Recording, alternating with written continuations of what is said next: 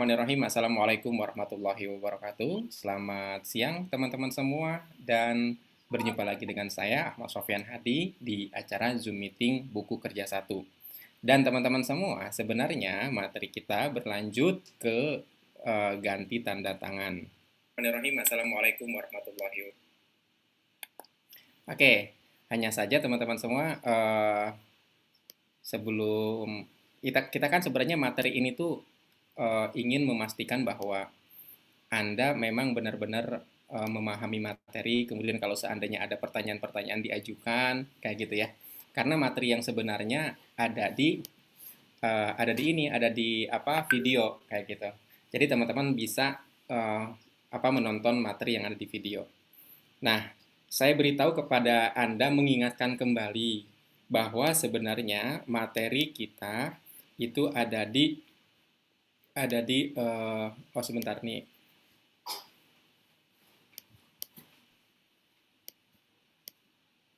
Di link YouTube-nya di-share ke ini, Pak. Di channel di ini nih, di apa namanya tuh? Di channel ya, Pak. Bukan di channel, di diskusi kita. Nah, teman-teman semua di chatting, lihat di chatting. Nah, teman-teman semua materinya itu ada di sini. Jadi pertama kali Anda dapat buku atau Anda mengikuti program ini, Anda segera ke buku kerja 1 KATT, tonton Selamat Datang, buku kerja Behind the Scene, kayak gitu ya. Walaupun kemudian di antara Anda ada yang saya japri untuk menonton materi minggu lalu. Jadi materi minggu lalu begitu, misalkan Anda datang joinnya hari Senin, itu kan udah ngelewatin hari Sabtu sebelumnya. Nah, materi hari Sabtu sebelumnya itu saya kasih kepada Anda untuk ditonton dulu. Kayak gitu. Nah, tapi kemudian ini materi-materinya sebenarnya ada di sini. Termasuk teman-teman semua ini Anda perhatikan Ruqyah, Taubat, Ho'oponopono, tapping, ganti tanda tangan. Nah, ini ganti tanda tangan teman-teman semua ya. Materi sekarang itu sebenarnya bahas ini. Bahas ini dari mana? Ada juga materi yang ini nih. Nah, ini adalah materi Zoom Meeting. Materi Zoom Meeting sifatnya adalah untuk mendukung pemahaman Anda terhadap praktek dan prinsip dari materi video tadi. Kalau materi di video kan satu arah ya, Anda nonton doang, nggak bisa nanya. Nah, Zoom Meeting ini mendukung teman-teman semua. Oke, dan kemarin terakhir kita bicara tentang melepas imajinasi negatif, menyusun ulang imajinasi positif. Oh maaf, terakhir itu ini, tahapan ikhlas dan pasrah. Kenal, percaya, lepaskan. Kayak gitu. Dan teman-teman semua, ada satu teman saya, dia S3. Dia S3, dia nanya ke saya. Jadi, saya itu memposting video ini di YouTube dan dia nonton. Jadi, dia tuh pengen masuk ke ke profesor, sekolah profesor, tapi selalu terkendala terus katanya. Dan saya nggak nyaman. Dia psikologi, teman-teman semua. Dia psikolog.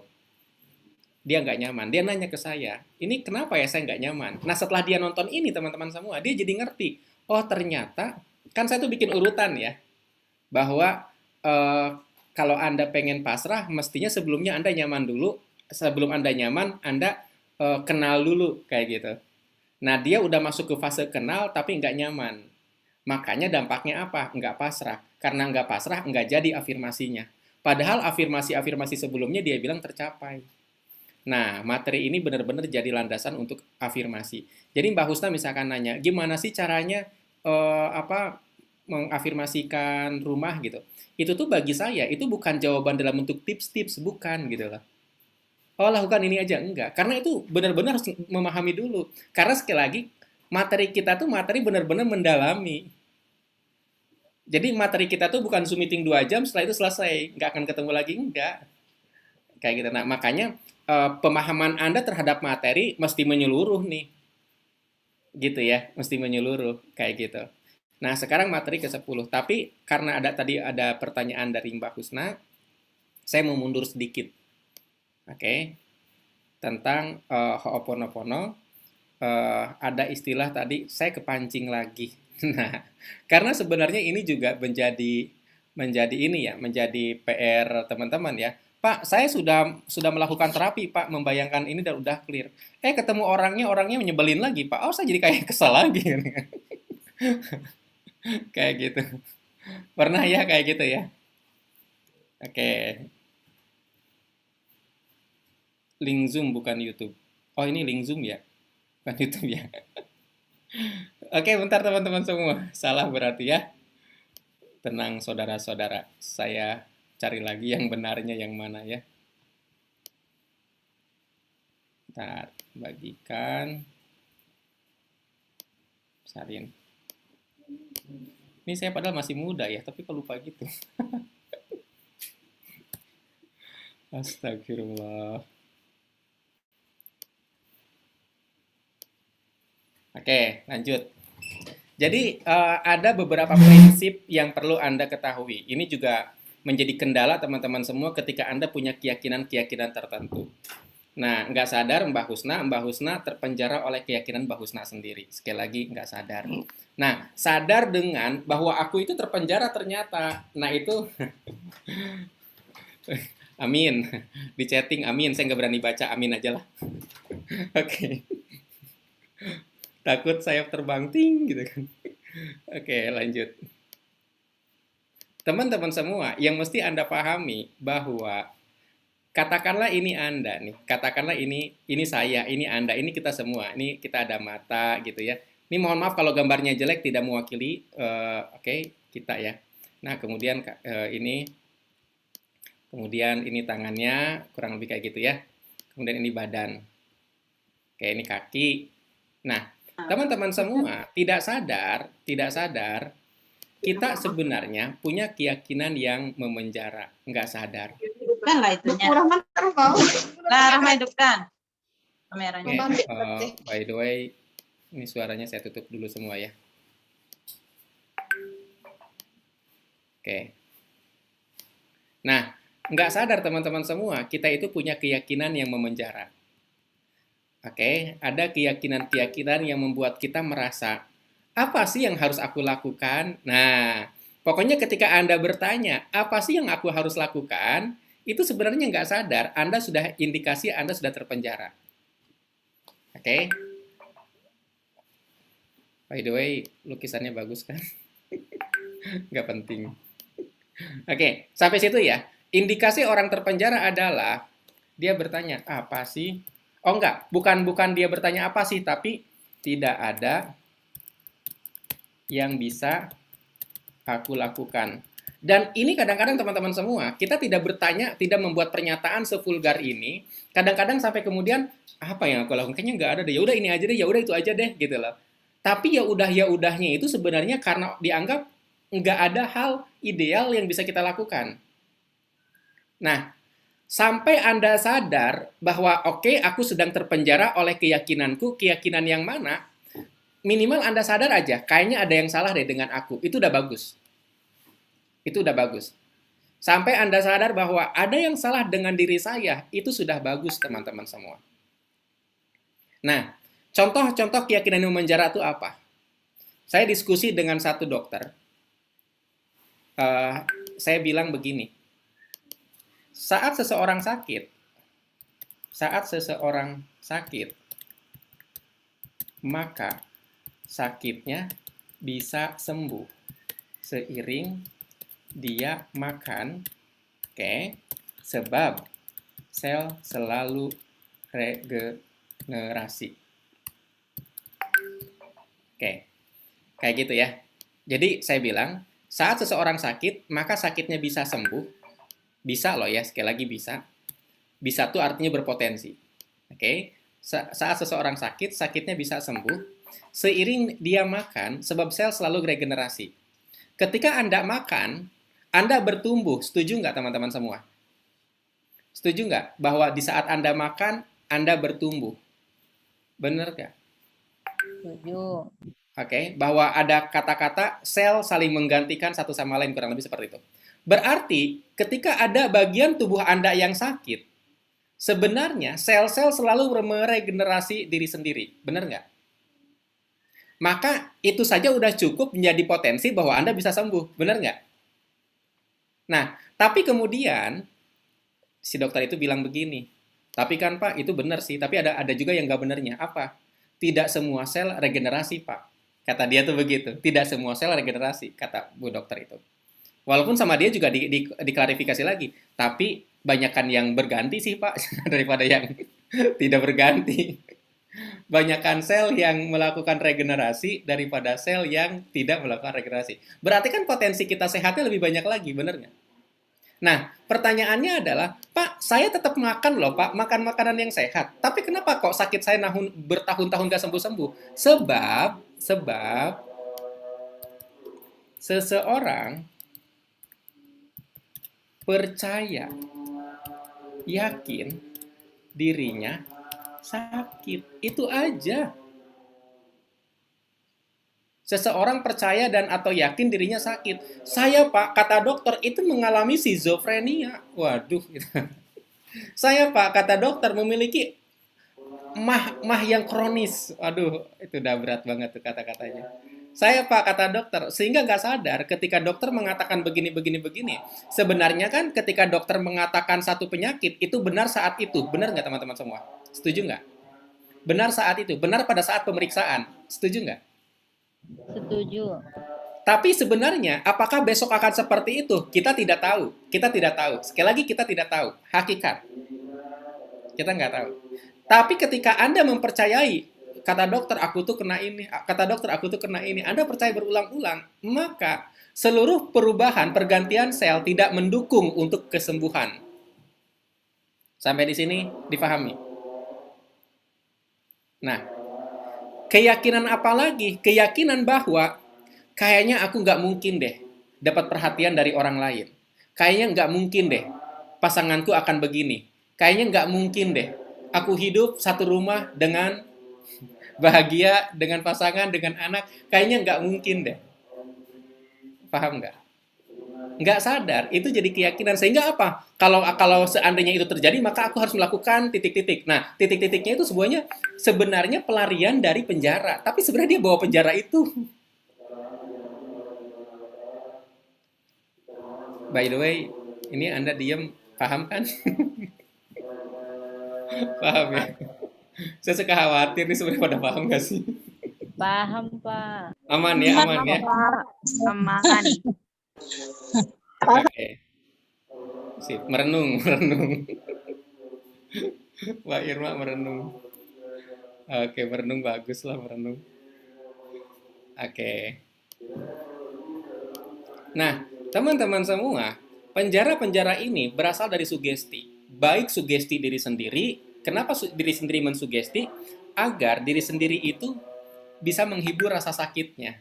Jadi, selalu saja ingat, awalnya adalah sebuah peristiwa, kemudian menimbulkan perasaan, kemudian menimbulkan persepsi.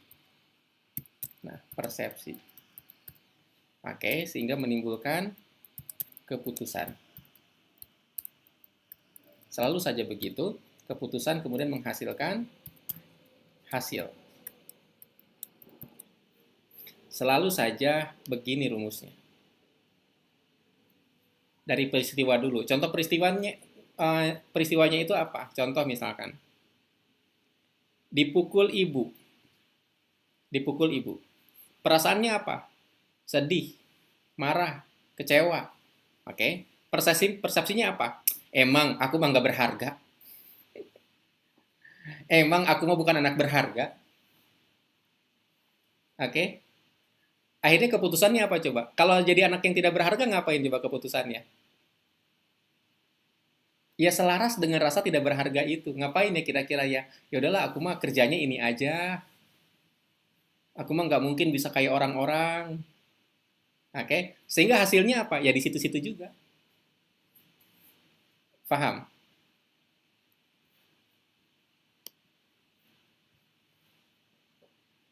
Maaf, telat mau tanya. Kemarin 13 Juli menambahkan Al-Baqarah 6 kali. Setelah berselang 2 hari, mimpi naik pesawat sekeluarga dan pesawatnya jatuh dan sering bermimpi sholat berjamaah di masjid.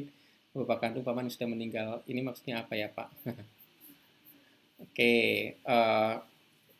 nanti ya Pak Ilyas ya. Ini biar nyambung dulu dengan pertanyaan ini, dengan konteks ini.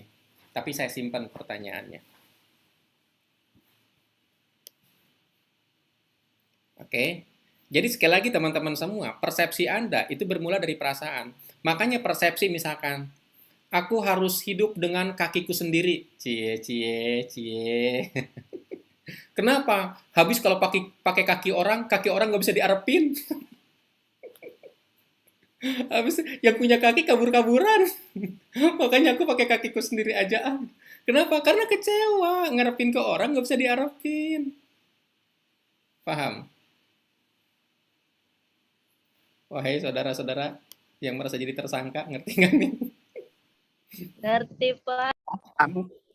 Kayak gitu. Kenapa? Ngerti, Karena Pak. sebenarnya Anda Ngerti. kecewa dengan perasaan apa? Anda memendam rasa kecewa ketika berharap sama orang lain. Akhirnya apa? Ya udahlah, aku mah mau sendiri aja sekarang, pakai kakiku sendiri aja.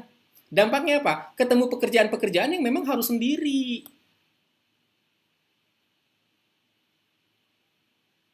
Paham? Padahal kan Anda bisa aja jadi bos. Yang namanya bos perusahaan, menurut Anda ngerjain sendiri apa punya punya tim? Punya Punya tim. tim. Nggak ada bos yang kemudian buka rolling door sendiri, ngepel sendiri, nyediain ini sendiri, nggak ada. Makanya ketika Anda mengatakan saya mau pengen pengen apa kaki sendiri, Anda nggak mungkin jadi bos, bisnis Anda nggak akan besar. Masuk? Masuk akal saudara-saudara? Kayak gitu. Jadi gimana dong Pak? Kalau gitu aku harus mempersepsikan pakai kaki orang gitu. Hei, beresin dulu perasaan kecewanya yang kemarin-kemarin. Oke, kayak gitu. Kenapa? Karena persepsi itu akan muncul. Kalau hati Anda bahagia, muncul persepsi-persepsi yang positif. Kalau hati Anda tidak bahagia, yang namanya hidup memang harus berjuang. Nggak ada sukses, nggak ada penderitaan. Hello. Coba tanya sama anaknya konglomerat. Bener nggak? Sejak lahir dia udah sukses kok. Kalau misalkan standar kesuksesan materi ya. Orang anaknya konglomerat kan nggak menderita dulu. Bener nggak? Jadi yang namanya sukses harus menderita, yaitu buat orang yang ngomong. Tapi tidak berlaku untuk orang lain. Mengerti saudara-saudara? Kayak gitu. Ngerti, Pak. Nah, sekali lagi, persepsi kita seringkali muncul karena perasaan-perasaan negatif. Jadi perasaan negatifnya dikelirkan. Pak, bagaimana cara membereskan perasaan negatif? Pakai ho'oponopono misalnya ya. Tapi kan Pak, aku udah ho'oponopono dia. Enggaknya dia muncul lagi. Oke, berarti kita bahas tentang konsep terpancing. Emosi saya terpancing lagi. Benar nggak?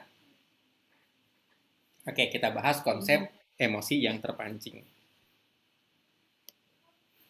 Misal teman-teman semua, ini adalah sebuah gurun pasir. Oke, ini gurun pasir. Lalu ada orang dengan pedenya dia mancing.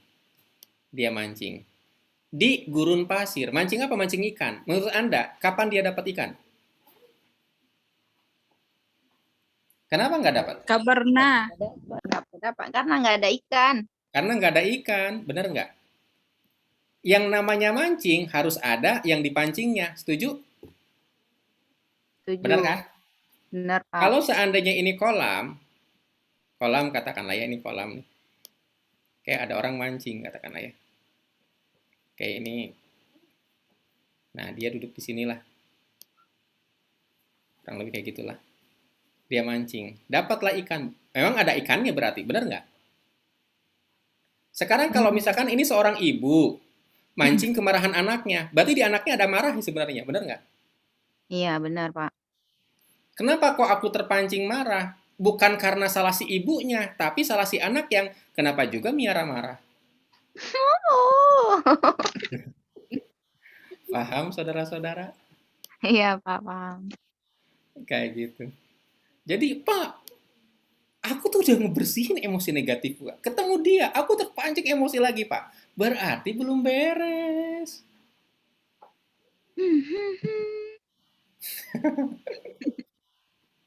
Paham saudara-saudara? Iya, Pak, paham. Oke, situ dulu. Satu konsep. Konsep lain. Seseorang berniat. Saya akan membersihkan emosi negatif. Dia punya niat kayak gitu. Saya berniat membersihkan emosi Dan berniat membersihkan negatif. emosi negatif. Oke. Ini mirip dengan orang yang ngomong ke anggota rumah. Wahai penghuni rumah, saya akan bersihin isi rumah ini. Kira-kira mereka pada ngeluarin sampah keluarnya nggak? Pada ngeluarin sampah dari kamar gitu loh. Kan pengen dibersihin. Iya, keluarin sampah, Minang. Ngeluarin sampah karena Anda mau ngebersihin, bener nggak? Paham nggak? Contoh gini deh. Ada tukang sampah lewat. Itu sampah dari rumah Anda dikeluarin nggak? Sampah dari Enggak, rumah Pak. Anda. Enggak, kalau kita nggak keluarin, nggak dikeluarin. Ah, Kalau kalau nggak ada. Tapi kalau sendiri, ada sampah di dalam rumah, Anda keluarin nggak ketika ada tukang sampah lewat? keluarin. Anda keluarin. Kenapa? Karena Anda tahu tukang sampah itu pasti ngangkut sampah. Nih, perhatikan. Ini meja nih. Apa sofa lah. Sofa tuh gambarnya gimana ya? Saya jarang gambar sofa nih, kurang lebih nih. Kurang lebih begini kali ya. Astagfirullah. Gini deh. Nah, sofanya gini kali ya. Oke. Nah, kurang lebih kayak gini nih sofa nih teman-teman semua. Sofa. Oke, nih sofa ada kakinya kan. Kakinya pendek. Ini sofa nih. Ketika Anda pengen ngebersihin rumah, maka Anda nggak mungkin dong ngebersihin sampai kemudian ruang tengahnya doang. Benar nggak teman-teman semua? Anda akan ngedorong si sofa supaya di bawah sofa sampah-sampahnya keluar semua, dibersihin juga. Benar? Benar. Maka ketika Anda berniat membersihkan emosi negatif, emosi-emosi yang terkubur itu akan muncul semua. Hmm. Paham? Karena Iya. nggak sadar Anda memerintahkan kepada pikiran, aku mau membersihkan seluruh emosi negatif. Maka memori mana yang kamu pernah sembunyikan, yang pernah kamu simpan, keluarkan. Dia tuh bersihin emosi, udah lega. Muncul lagi, bersihin lagi udah lega. Muncul lagi. Kata dia tuh, kapan sih beresnya? Hello, bukankah kita sedang membersihkan emosi negatif? Ngerti nggak? Tapi kan Pak kok nggak beres-beres? Bentar, itu niat atau doa? Suatu masa emosi negatif itu akan clear semua nggak? Akan Iya. clear teman-teman semua. Ada masanya. Hmm. Tapi yang repot itu ketika disugesti, nggak beres-beres. Bener, nggak beres-beres.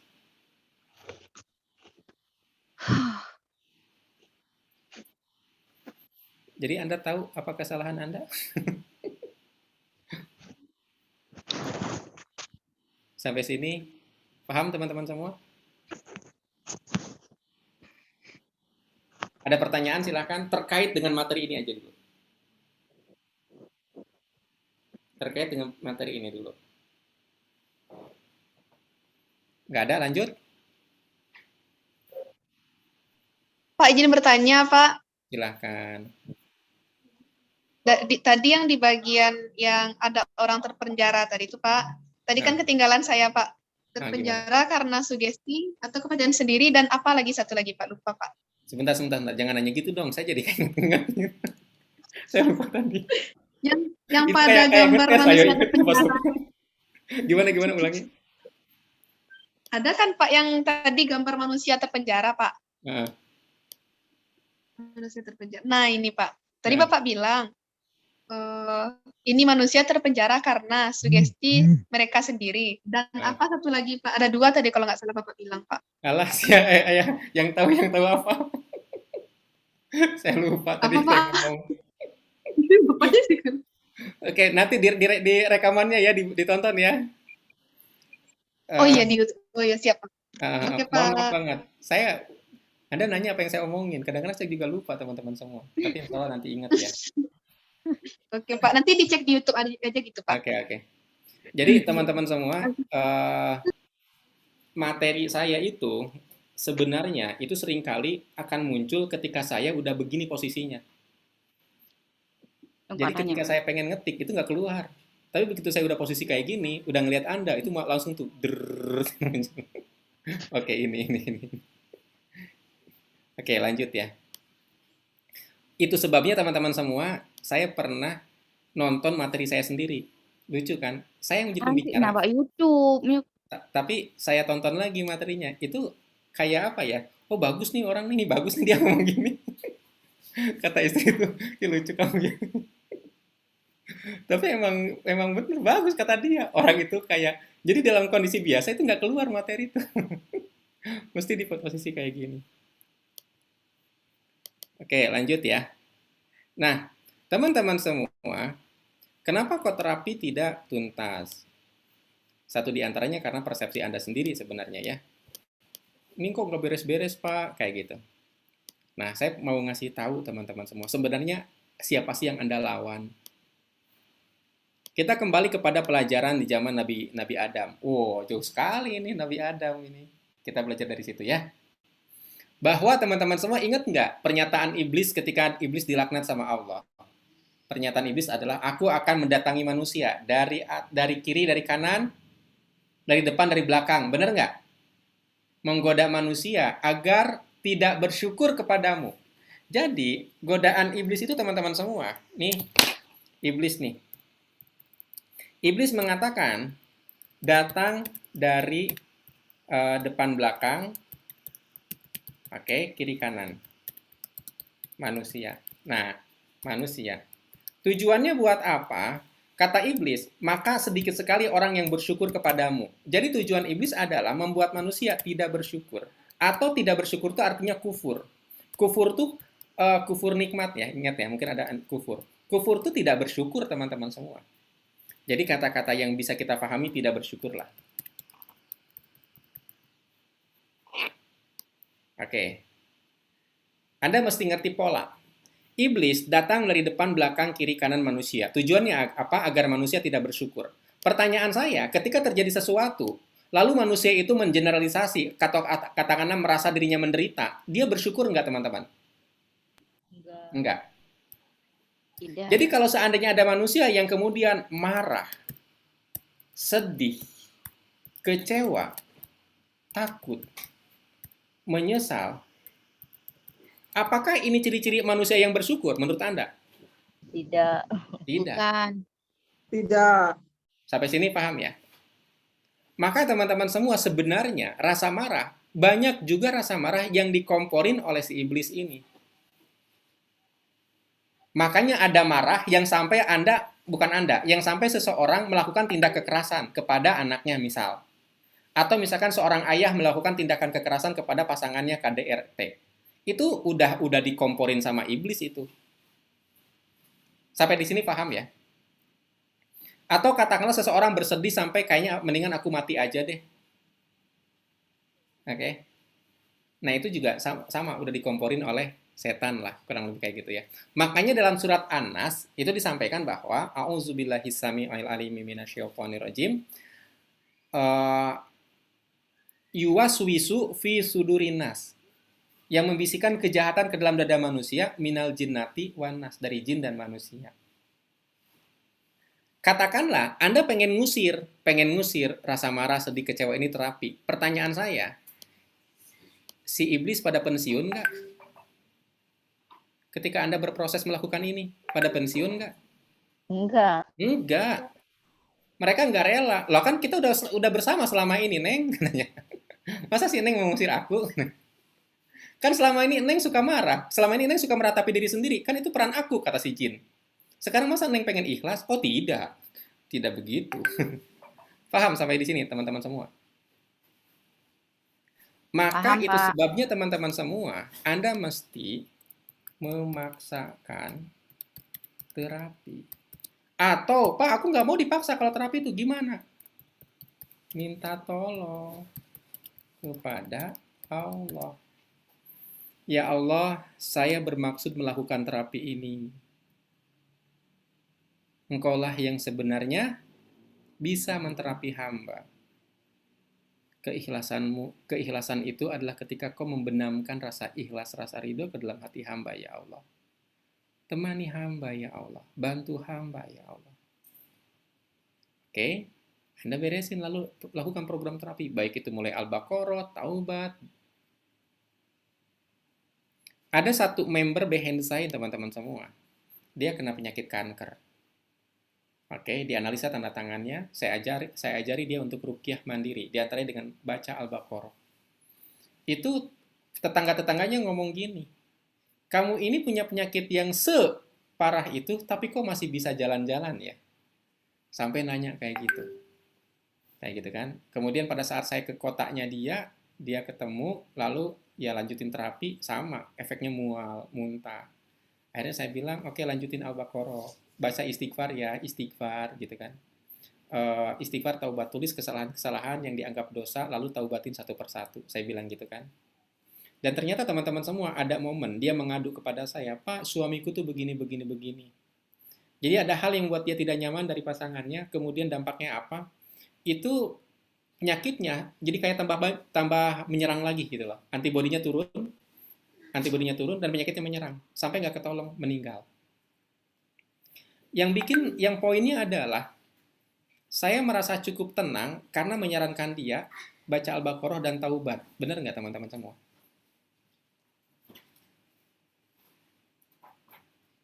Kalau umur nggak ada yang tahu. Kayak gitu. Ada salah satu member mengatakan, Pak, saya udah taubat. Berapa alis? Ada 26. Saya tuh mikir, 26 dikit banget ya. Emang dosanya sedikit itu kah? Gitu kan. Saya bilang, cobalah ditulis gitu. Misalkan kepada ayah, apa rasa bersalah kita. Kepada ibu apa, kepada anak apa, macam-macam ya. Oh, kok jadi banyak dong? Iya, iya jadi banyak. Mendingan kita beresin di dunia daripada nunggu di akhirat. Benar nggak? Benar nggak teman-teman? Kalau Betul. kita berusaha membersihkan diri, membersihkan hati, membersihkan diri, kan bagus. Tapi rasa bersalah itu teman-teman semua, kalau nggak diberesin, membuat kita merasa pembenaran ketika kita dapat masalah, dapat musibah. Ya emang sih aku banyak dosa, wajarlah aku dapat kayak ginian. Nah itu jadi sugesti baru, sugesti negatif. Paham ya? Jadi sugesti negatif. Kayak gitu. Termasuk kata-kata, aku ridho kok dengan hidup ini, yang kayak gini juga ridho. Tapi sebenarnya kehidupan itu bukan keinginan dia. Daripada kemudian dia memilih untuk dapat kehidupan yang baik, dan sebenarnya dia putus asa, dia mengatakan, aku ridho pak. Kata-kata ridhonya lebih kepada rasa putus asa, sebenarnya. Itu juga jadi sugesti, jadinya benar, dia tuh hidup di kualitas itu. Gini teman-teman semua, di antara Anda ada yang mengalami ini. Di antara Anda ada yang mengalami ini. Ini misalkan seseorang. Oke, ini seseorang nih. Di punggungnya ada lintah. Nempel mulu. Nyedot darah. Dia mengatakan, udahlah aku mah ridho aja pak, rela pak. Dengan lintah ini biarin aja. Pertanyaan saya, secara fitrah, orang itu sebenarnya nyaman gak sama lintah itu? Nggak Enggak, nyaman. enggak nyaman. Tapi karena ngerasa putus asa, ngerasa nggak berdaya, ya sudah pak, aku mau ikhlas aja deh, ikhlas gitu. Itu ikhlas apa putus asa? Ngerti nggak? Padahal, ya Allah, aku punya lintah di punggung. Aku nggak bisa menjauhkan lintah ini. Engkau yang maha kuasa, ya Allah. Engkau penguasa lintah ini. Engkau juga penguasa diriku. Bila memang lintah ini tidak baik untukku, dan itu yang aku rasakan, aku mohon, jauhkan aku dan lintah ini baik-baik, ya Allah. Biar ketika lintah itu pergi, dia nggak sakit hati sama aku. Nggak balas dendam nantinya. Tapi kalau memang lintah ini baik buat aku, maka bikin aku nyaman, dia nyaman. Kayak gitu. Anda paham maksud saya? Jadi ada orang yang mensugesti dirinya dengan kata-kata, ya sudah pak, aku ikhlas kok pak, aku kuat kok, aku udah nyaman pak dengan begini. Itu sugesti baru. Karena apa? Karena dia ngerasa nggak berdaya dengan si lintah ini. Padahal di atas lintah ini masih ada kuasa Allah. Benar? Ketika Anda merasa terjebak, aku terjebak hidup dengan seseorang yang tidak aku inginkan, misal. Ayolah, hidup masih panjang. Masa depan indah bisa kita kreasikan. Dipahami saudara-saudara? Paham, Pak. Oke.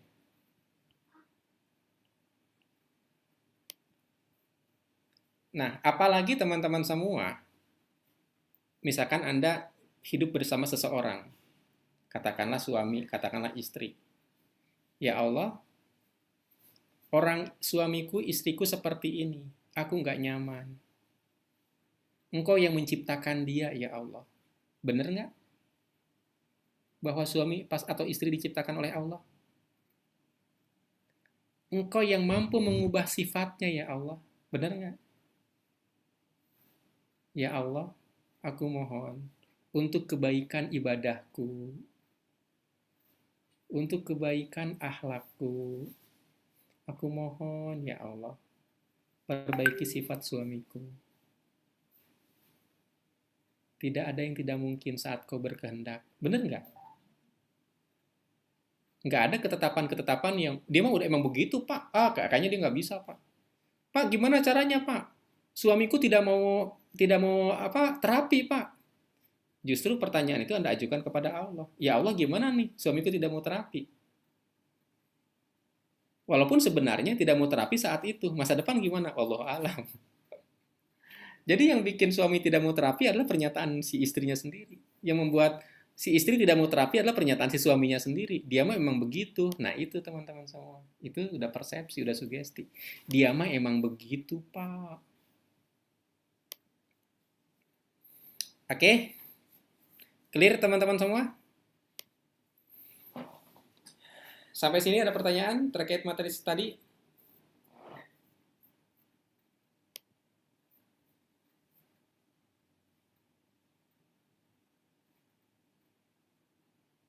Nabi Ayub belum kenal terapi waktu itu. Maksudnya gimana, Pak Ilyas?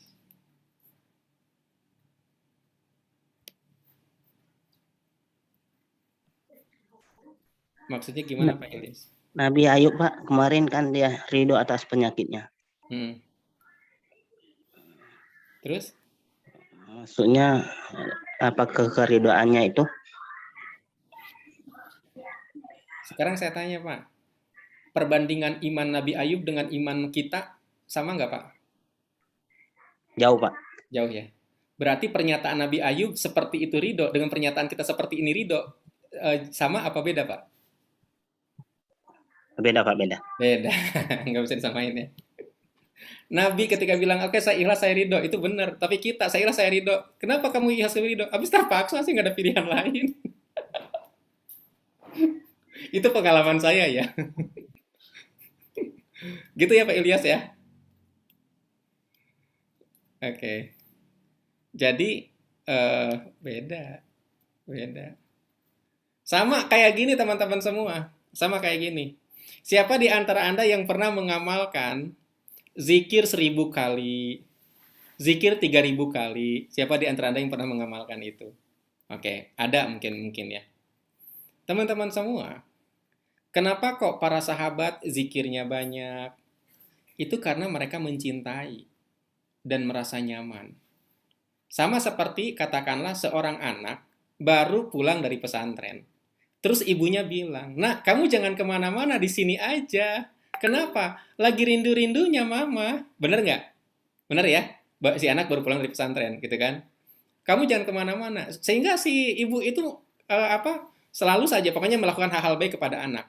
Itu kenapa melakukan hal baik kepada anak? Karena cinta, karena suka. Paham? Paham ya? Sama ketika zikir, ketika sholat. Kenapa sholat ada sahabat yang sholat sampai 1000 rakaat katakanlah? Karena ketika dia baca sholat 2 rakaat, itu hatinya nyaman. Dia pengen nambah lagi, nyaman, nambah lagi, nambah lagi. Jadi kenapa dia sholat 1000 rakaat? Biar doaku dikabulkan, biar rumahku terbeli. Bukan itu. Karena memang kecintaan dia. Makanya saya bilang, Anda baca Al-Baqarah niatnya pengen dekat sama Allah aja. Gitu. Kalaupun misalkan Anda, kok Pak aku jadi pengen nambah lagi, baca. Anda berarti udah cinta banget tuh sama itu. Paham teman-teman semua? Kayak gitu. Jadi kalau misalkan Anda beramal tambah banyak, sekali lagi motifnya karena emang Anda cinta banget dengan amal itu. Sebagai jalan mendekatkan diri kepada Tuhan. Bukan jalan untuk agar saya bisa dapat uang sekian, maka saya akan melakukan ini. Bukan. Kayak gitu. Nah, sama konteks Nabi Ayub ketika bilang saya ridho. Kata Nabi Ayub kan sama istrinya nanya kan, kalau seandainya kamu berdoa pasti Allah akan ngabulin. Nabi Ayub bilang coba, aku malu kalau berdoa. Allah udah ngasih rizki sekian puluh tahun lamanya. Sekarang baru dikasih beberapa tahun aja udah minta ini. Malu aku katanya. Itu saking si Nabi Ayub itu kenal banget dengan Tuhannya. Bener nggak teman-teman semua? Udah deket banget itu mah. Udah kayak ketemenan, udah temen banget. Seolah bener banget tuh ngeliat gitu loh. Sama kayak Anda misalkan sering dibaikin sama seseorang. Dibaikin lagi, dibaikin lagi. Terus pada saat ada masalah, kata pasangan Anda, ngomonglah sama si Anu. Anda bilang, aduh gak enak, kita tuh udah sering minta tolong sama dia, gitu loh. Kurang lebih kayak gitu lah. Itu saking ininya ya. Beda dengan ini. Jadi beda tingkatan, nggak bisa dibandingkan. Oke, lanjut. Nah, teman-teman semua, terus bagaimana ketika katakanlah, saya udah ho'oponopono dia, Pak, tapi kemudian tadi kan muncul lagi. Sekali lagi teman-teman semua, pada saat Anda menemukan, pada saat Anda menemukan ketidaknyamanan, maka ini teman-teman semua tangkap lalu hapus. Hapusnya dengan cara apa? Ho'oponopono, istighfar, sholawat. Pokoknya antara itu aja. Tergantung Anda nyamannya yang mana. Contoh misalkan Anda ho'oponopono ibu. Saya jadi ingat, Pak. Dulu tuh pernah loh ibu saya tuh kayak gini. Dan itu teman-teman semua subjektif. Anda nggak bisa menyebut sebagai, itu mah cuma kesalahan kecil, itu mah cuma dosa kecil, itu mah cuma masalah kecil. Nggak bisa, itu udah analisa namanya. Terapi itu wilayah otak kanan, bukan otak kiri. Emosi itu di otak kanan, bukan di otak kiri. Otak kiri itu analisa, memang. Sifatnya itu sistematis. Tapi kalau otak kanan, konon katanya acak abstrak. Udah acak-acakan, abstrak pula. Jadi, nggak bisa diukur sebenarnya. Jadi nggak bisa dianalisa, emosi itu nggak bisa dianalisa. Ya, maka ketika Anda melakukan terapi terus menemukan ketidaknyamanan, misalkan, saya jadi ingat, nah ini tangkep teman-teman semua. Bahkan saran saya ditulis.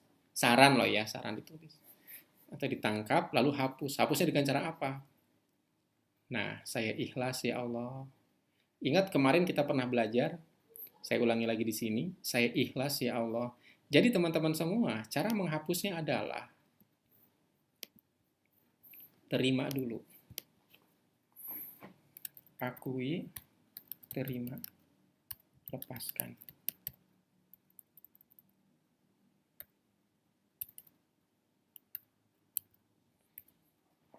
Ya Allah, saya pernah merasa, kalau misalkan Anda ya sedang apa ya, misalkan suaminya nggak ada. Ya Allah, saya hidup sendiri sekarang. Suami ada, tapi ada di tempat jauh. Entah ngakuin saya atau tidak.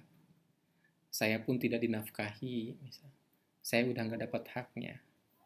Saya terima, ya Allah. Saya ikhlas dengan takdir ini. Apa yang terjadi kepada saya tak lepas dari takdir-Mu, ya Allah. Bila ini terjadi karena dosa-dosa saya, aku mohon ampun, ya Allah. Astagfirullahalazim.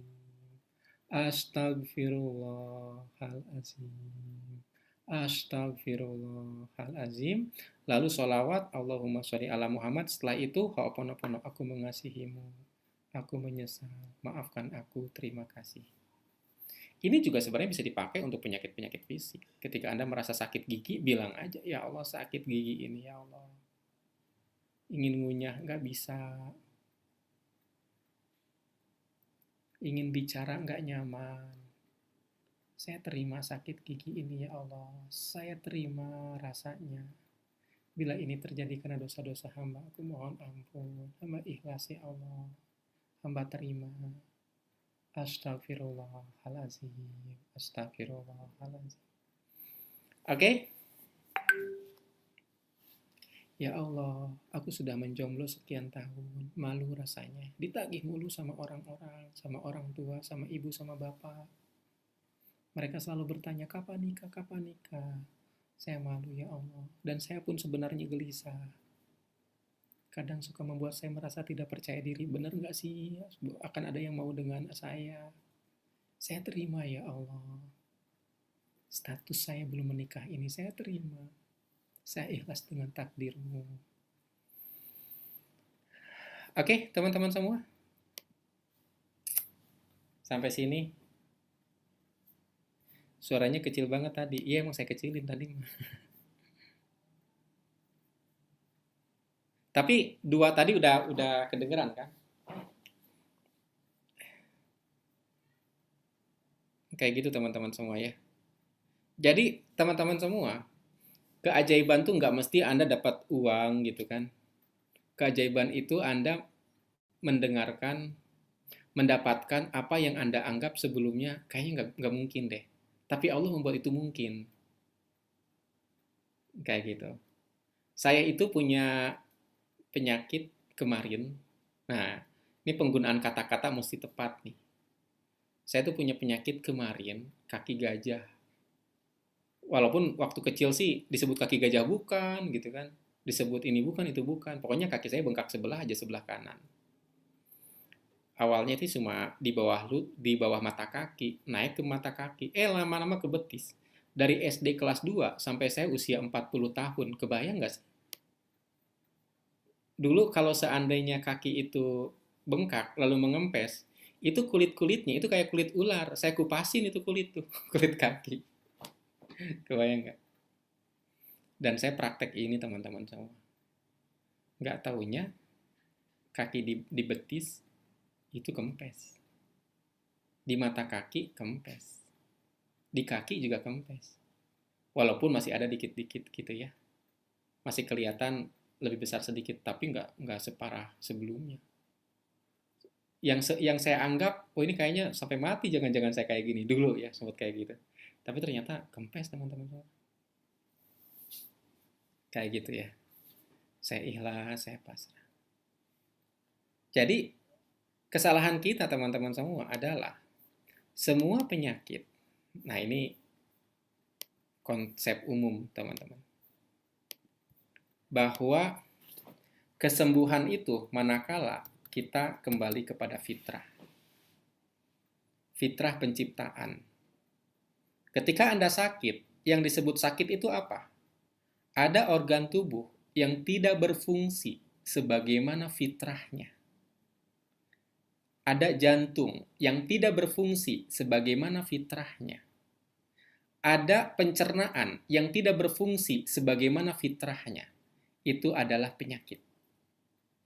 Lalu seluruh metode penyembuhan adalah ikhtiar untuk mengembalikan organ tubuh itu berfungsi sebagaimana seperti semula. Benar nggak teman-teman? Yang disebut penyembuhan adalah mengembalikan organ tubuh dan seluruh sistem dalam tubuh kita supaya berfungsi seperti semula. Setuju? Yang itu disebut kembali kepada fitrah. Dengan kata lain, kita tidak bisa lepas dari hukum fitrah ini, teman-teman semua. Fitrahnya adalah bahwa Tuhan Maha Kuasa bukan manusia yang berkuasa. Setuju? Itu fitrah. Fitrahnya adalah Tuhan Maha Kuasa. Oke. Yang tidak fitrah adalah aku berkuasa. Ini tidak fitrah. Oke. Itu tidak fitrah. Jadi, tidak fitrah inilah yang kemudian menimbulkan sakit. Oke.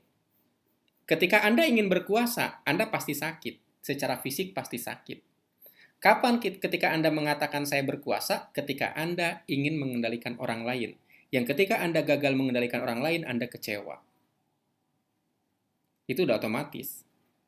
Rasa kecewa itu akan mengganggu peredaran darah dalam tubuh Anda. Otomatis Anda sakit. Rasa kecewa sedikit apapun, sekecil apapun mempengaruhi detak jantung. Detak jantung sebagai pusat tubuh kita, pusat energi di tubuh kita. Pembuluh darah yang mengalir itu sesuai dengan gerakan ritme jantung.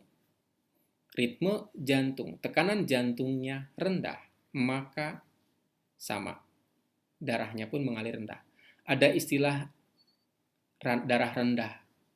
Darah rendah. Kenapa? Karena jantungnya udah kecapean. Jadi ada orang saking ketakutannya. Anda tahu nggak kalau orang ketakutan, terus dia kemudian bahasa Sunda mah reureuf. Reureuf tuh tenang setelah itu. Atau katakan udah kecapean banget, itu kan jantungnya memompanya pelan, teman-teman semua. Ketika Anda habis lari, kemudian lama-lama Anda istirahat, itu kan jantungnya ritmenya akan memelan ya, benar nggak? Akan pelan, kayak gitu. Dan saat itu kan sebenarnya malas ngapa-ngapain, benar nggak sih? Ketika Anda habis lari, kemudian Anda malas ngapa-ngapain, jantungnya irama itu rendah. Ada orang ketakutan banget, cemas banget, jantungnya berdegup kencang, lalu kemudian jantungnya itu kayak iramanya itu kayak lemah gitu loh, lama-lama lemah. Karena iramanya lemah, maka dorongan ke darah pun lemah juga. Akhirnya dia apa coba? Pusing, nggak bisa ngapa-ngapain, lemas banget, lemes, capek, kayak gitu. Itu dari dia ingin menguasai orang lain nggak sadar. Maka salah satu fitrah teman-teman semua, salah satu fitrah itu adalah mengembalikan kepada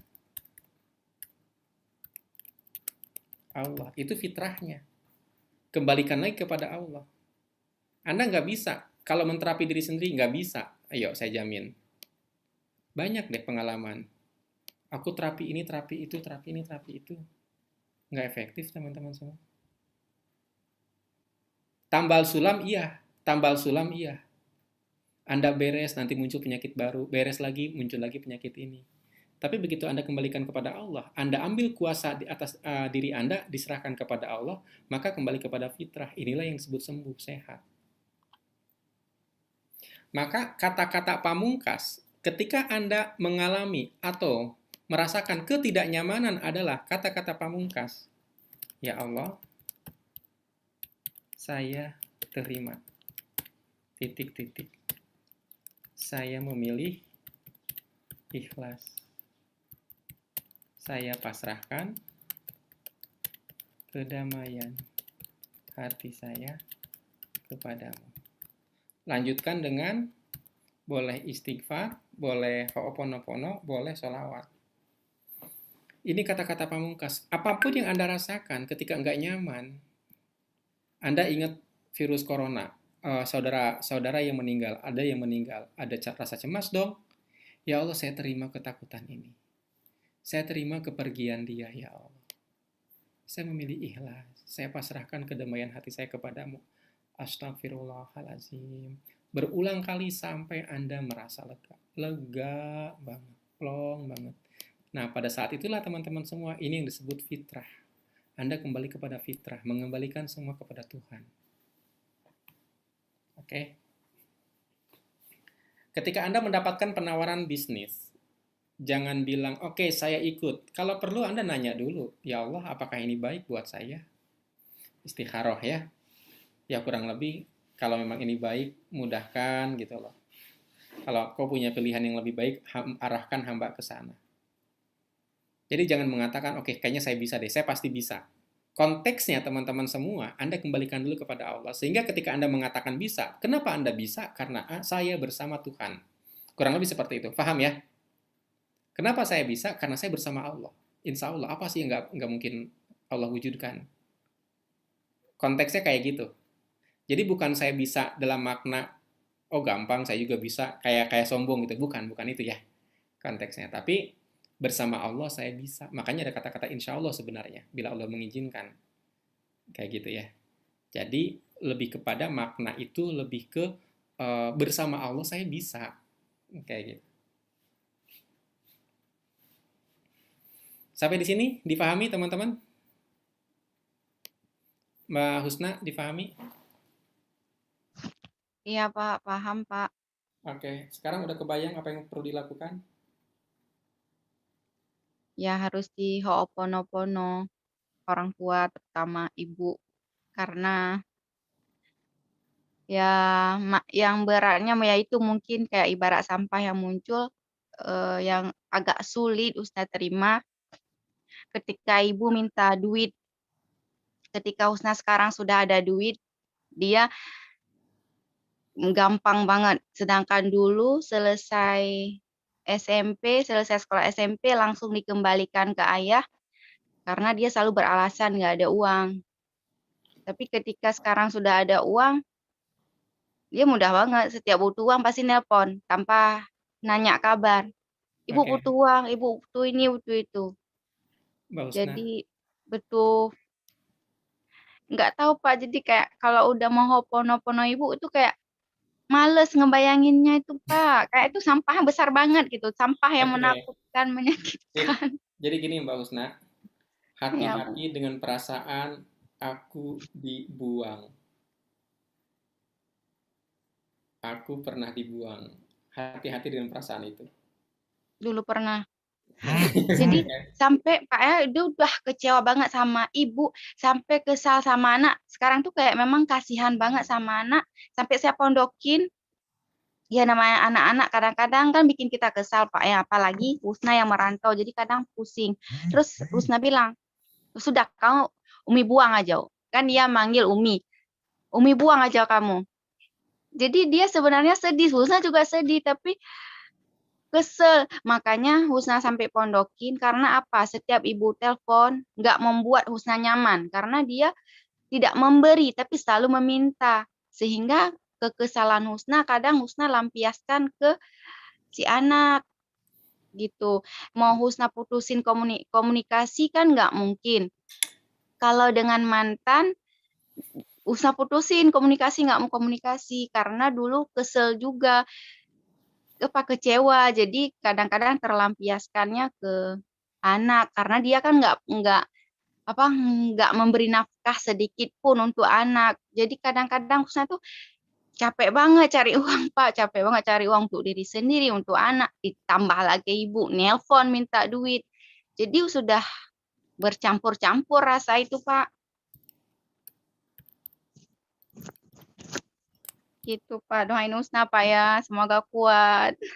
Enggak, saya nggak mau ngedoain supaya kuat.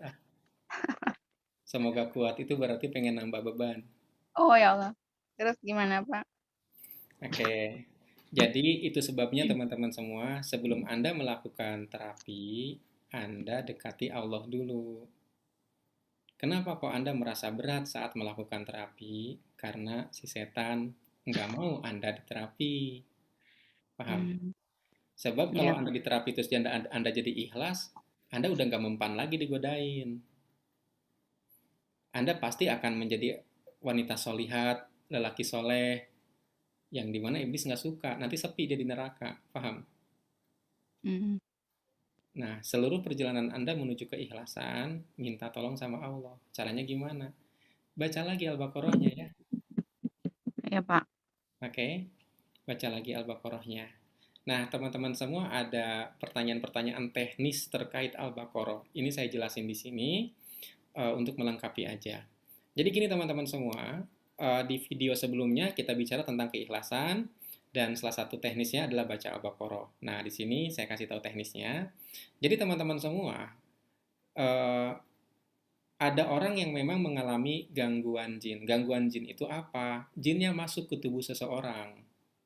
Jin masuk ke tubuh seseorang, mempengaruhi mulai dari pikiran, ke perasaan, bahkan sampai ke tindakan. Mempengaruhi gitu ya, mempengaruhi sampai ke pembuluh darah. Ada orang-orang yang sakit sebenarnya karena gangguan jin.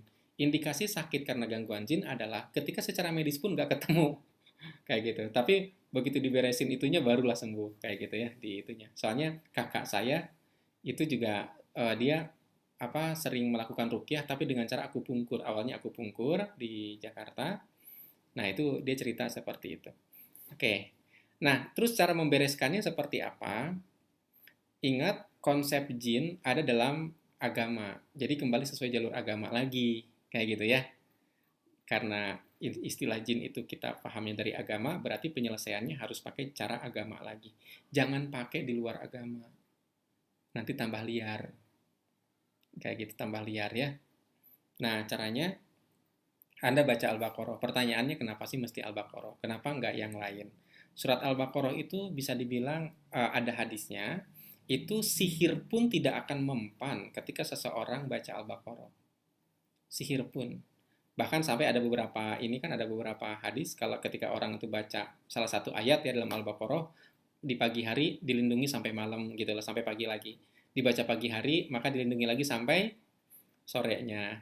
Bahkan sebelum tidur dia baca itu, maka sepanjang dia tidur dijaga. Nah, itu sebabnya sebelum tidur teman-teman semua baca ayat kursi misalkan ya. Habis sholat, Anda baca ayat kursi. Habis sholat, minimal 1 ayat kursi aja minimal. Anda tambahin yang lain tambah bagus. Kemudian sebelum matahari terbit, Anda baca ayat kursi. Minimal itu aja, itu minimal banget. Kemudian matahari belum terbenam, mau terbenam nih, baca lagi ayat kursi. Minimal, itu minimal banget. Oke? Nah, balik lagi ke Al-Baqarah. Al-Baqarah itu banyak keutamaannya. Kenapa mesti 3 hari? Karena kalau Anda tamat 1 hari, Anda solehnya tiba-tiba. Solehnya tiba-tiba. Sementara setan tuh nggak kuat dengan orang soleh yang konsisten. Kayak gitu. Sama orang soleh yang konsisten. Nah, jadi bacanya 3 hari aja. 3 hari. 3 hari, misalkan hari pertama. Pada saat Anda membaca, dekatkan air minum yang dicelupin daun bidara. Saat Anda membaca, dekatkan air minum yang dicelupin daun bidara. Daun bidaranya berapa banyak? Boleh 3 helai, boleh 5 helai. Oke. Atau kalau katakanlah daun bidaranya teman-teman semua dicelupin ke dalam satu termos besar. Satu termos besar. Sehingga pada saat Anda menuangkan ke dalam gelas, ini kan mengandung bidara juga, cuma nggak kelihatan kan di dalam termos. Bisa dipahami ya? Kayak gitu. Jadi pada saat Anda baca Al-Baqarah, ada air di depan Anda. Setelah Anda baca Al-Baqarah, saat itu, kan dalam 1 hari itu sangat mungkin Anda mencicilnya. Mencicil misalkan 2 halaman, nanti jam berapa 2 halaman lagi, nanti jam berapa 2 halaman lagi, sangat mungkin begitu dong, benar nggak? Jadi pada saat Anda selesai saat itu, Anda minum aja airnya. Oke? Nah, apa niat baca Al-Baqarah? Niatnya pengen dekat dengan Allah, itu aja dulu. Oke, nah nanti ketika setiap kali Anda mau baca Al-Baqarah, deketin lagi air minum. Demikian seterusnya, teman-teman semua. Oke? Nah, terus terkait dengan Pak Ilyas mimpi gitu ya. Mimpi ketemu orang yang meninggal, kalau 1 kali, apalagi kalau orang yang meninggalnya baru meninggal gitu, itu wajar. Itu memang rekaman pikiran bawah sadar. Tapi kalau mimpinya berulang, mimpinya berulang, orang yang sama, nah itu indikasi. Sekali lagi indikasi, sama kayak penyakit. Penyakit juga nggak bisa diklaim penyakit ini hanya dari 1 indikasi. Benar nggak teman-teman semua ya? Dokter kan akan nanya, oh ini, baru kemudian diklaim penyakit itu. Kurang lebih seperti itu ya. Sama, jadi itu hanya salah satu indikasi saja. Nah, bagaimana sih cara ngecek kita punya ada gangguan jin atau enggak? Sebenarnya saya diajarin, Anda ucapkan ini, kata-kata ini misalkan. La ilaha illallah wahdahu la syarikalah. Lahul mulku walahul hamdu wa huwa ala kulli syai'in qadir. Ketika ada jin di dalamnya, itu si jin itu nggak bisa membuat Anda ngomong. Entah kenapa Anda jadi lupa aja. Padahal kata-kata itu sederhana. La ilaha illallah wahdahu la syarikalah. Lahul mulku walahul hamdu wa huwa ala kulli syai'in qadir. Walaupun Anda sudah hafal, begitu diminta lagi untuk ngucapin, biasanya nggak sanggup. Itu berarti fix sudah ada jin itu. Baca Al-Baqarah aja 3 hari. Kayak gitu ya. Untuk ngetes. Tapi sekali lagi, ini aja langsung aja langsung baca Al-Baqarah juga boleh. Tapi biasanya ini saya hanya untuk ngebuktiin bahwa Anda tuh nggak bisa loh ngucapin kata-kata ini kalau di dalam tubuhnya ada jin. Kayak gitu ya. Itu saya dikasih tahu sama Pak Ali. Pak Ali itu salah satu member kita juga, cuma dia nggak aktif. Kalau air minumnya diminum orang lain boleh nggak? Boleh. Yang mau daun bidara bisa japri, saya free itu, kata Ernawati Korwilsum. Oke, kayak gitu ya. Gitu ya, teman-teman semua ya. Itu teknisnya. Jadi tentang baca Al-Baqarah clear ya. Teknisnya seperti itu. Nah, kemudian, Pak, kalau bukan daun gimana? Kalau bukan daun, boleh pil. Kalau pil gimana? Diminumnya. Sebenarnya kalau pil itu ya terserah sih Anda mau minum sebelum baca Al-Baqarah atau setelah Al-Baqarah boleh. Poinnya sih di airnya sebenarnya. Poinnya di airnya ya. Jadi mungkin bagusnya setelah baca Al-Baqarah supaya si airnya itu teman-teman semua memang air doa. Kurang lebih kayak gitu. By the way, ini suara yang bocor dari mana tadi? Oke, gitu teman-teman semua. Terus kalau minyak daun bidara gimana? Minyak daun bidara itu sebenarnya dia pakai ini juga, pakai apa? Minyak zaitun ditetesin ke mulut. Sama, udah setelah baca Al-Baqarah aja, biar apa? Biar airnya yang tadi kan Anda akan minum tuh setelah netesin itu dipakai pakai air tadi. Oke, silakan kalau mau bertanya. Ada yang nanya nih, bentar saya bacain deh. Izin bertanya, setiap baca Al-Baqarah yang reaksi seperti batuk, sendawa, setelah baca ulang, artinya sesuai dengan keadaan, bisa jadi masalah yang sedang dihadapi, sesuatu yang sedang dipikirkan atau solusi dari ayat tersebut. Waduh, ini saya nggak ngerti nih, Pak Henry. Gimana nih, Pak Henry? Pak Henry, tolong terjemahkan dong. Oke, Coach. Ini, jadi kan setelah saya baca ulang dari reaksi yang baca Al-Baqarah, jadi ketika saya baca itu, misalnya saya lagi kesel sama orang, jadi saya ketemu ayat yang pengen tentang pembunuhan gitu. Nah, jadi ketika saya marah, tapi ketika saya baca yang batu atau sendawa, ayat yang menerangkan itu artinya tentang membunuh, seperti itu. Nah, Terus, itu benar nggak? Maksudnya apa yang saya baca dengan hasilnya yang di apa itu sesuai nggak sih sebenarnya? ini Anda tersugesti sama ini ya, sama apa? Garputala ya? Apa itu? Apa itu, Coach? Nggak tahu sih. Apa? Nggak tahu ya? Nggak tahu. Oke, nggak tahu nggak apa-apa. Jadi gini, teman-teman semua, poinnya gini. Eh, ketika kan tiap orang tuh sebenarnya, apalagi kalau misalkan udah indikasi ada jin ya, Pak Henry ya. Pak Henry udah tahu lah, misalkan muntah-muntah kayak gitu kan, macam-macam mual kayak gitu. Ketika dibacain ayat-ayat Allah tuh reaksinya itu luar biasa. Nah, si jin itu nggak sendiri. Jadi ketika Anda muntah, itu ya udah keluar. Tapi sebenarnya masih ada di dalam, entah berapa kita nggak tahu. Oke, kita nggak tahu. Sepanjang hati kita masih, tidak nyaman, mudah terpancing, berarti emang di dalam masih ada. Nah, salah satu sebabnya biasanya itu orang tuanya itu punya pengalaman, misalkan punya keahlian yang sangat hebat, yang sangat luar biasa, bisa nyembuhin atau apa. Kalau kami menyebut ada perjanjian antara leluhur kita dengan bangsa jin. Contoh misalkan saya, hampir semua anak-anak bapak saya itu mengalami gangguan. Tapi jadi aneh-aneh gitu. Ada yang sampai ahli di bidang ini, ahli di bidang itu wallahu alam tuh ya. Kalau ke saya katanya ahli analisa tanda tangan, makanya kakak saya tuh ngerukyah saya tuh dulu. Ketika saya bisa analisa tanda tangannya dari jin. Saking takutnya gitu kan. Nah, ternyata saya ingat bapak saya memang kakek saya itu bisa menghilang. Nah, yang namanya bisa menghilang itu bukan keahlian dari manusia, itu udah kerjasama. Zaman DITII itu sampai nggak ketahuan gitu loh. Terus zaman Belanda itu kakek itu bisa menghilang. Bahkan ngasih keris, ngasih apa sih semacam benda-benda pusaka ke almarhum ayah saya. Cuma sama ibu saya itu dibakar. Kayak gitu. Jadi ada hal seperti itu ya. Makanya jadinya kok agak alot gitu loh. Kok nggak beres-beres. Tapi tetap berlindung sama Allah aja. Nah, poinnya adalah Mas Henry, jaga amalan lain juga. Jadi jangan prioritasin di Al-Baqarah, diantaranya adalah Qiyamul Lail. Oke, orang-orang yang Qiyamul Lail insya Allah dijaga.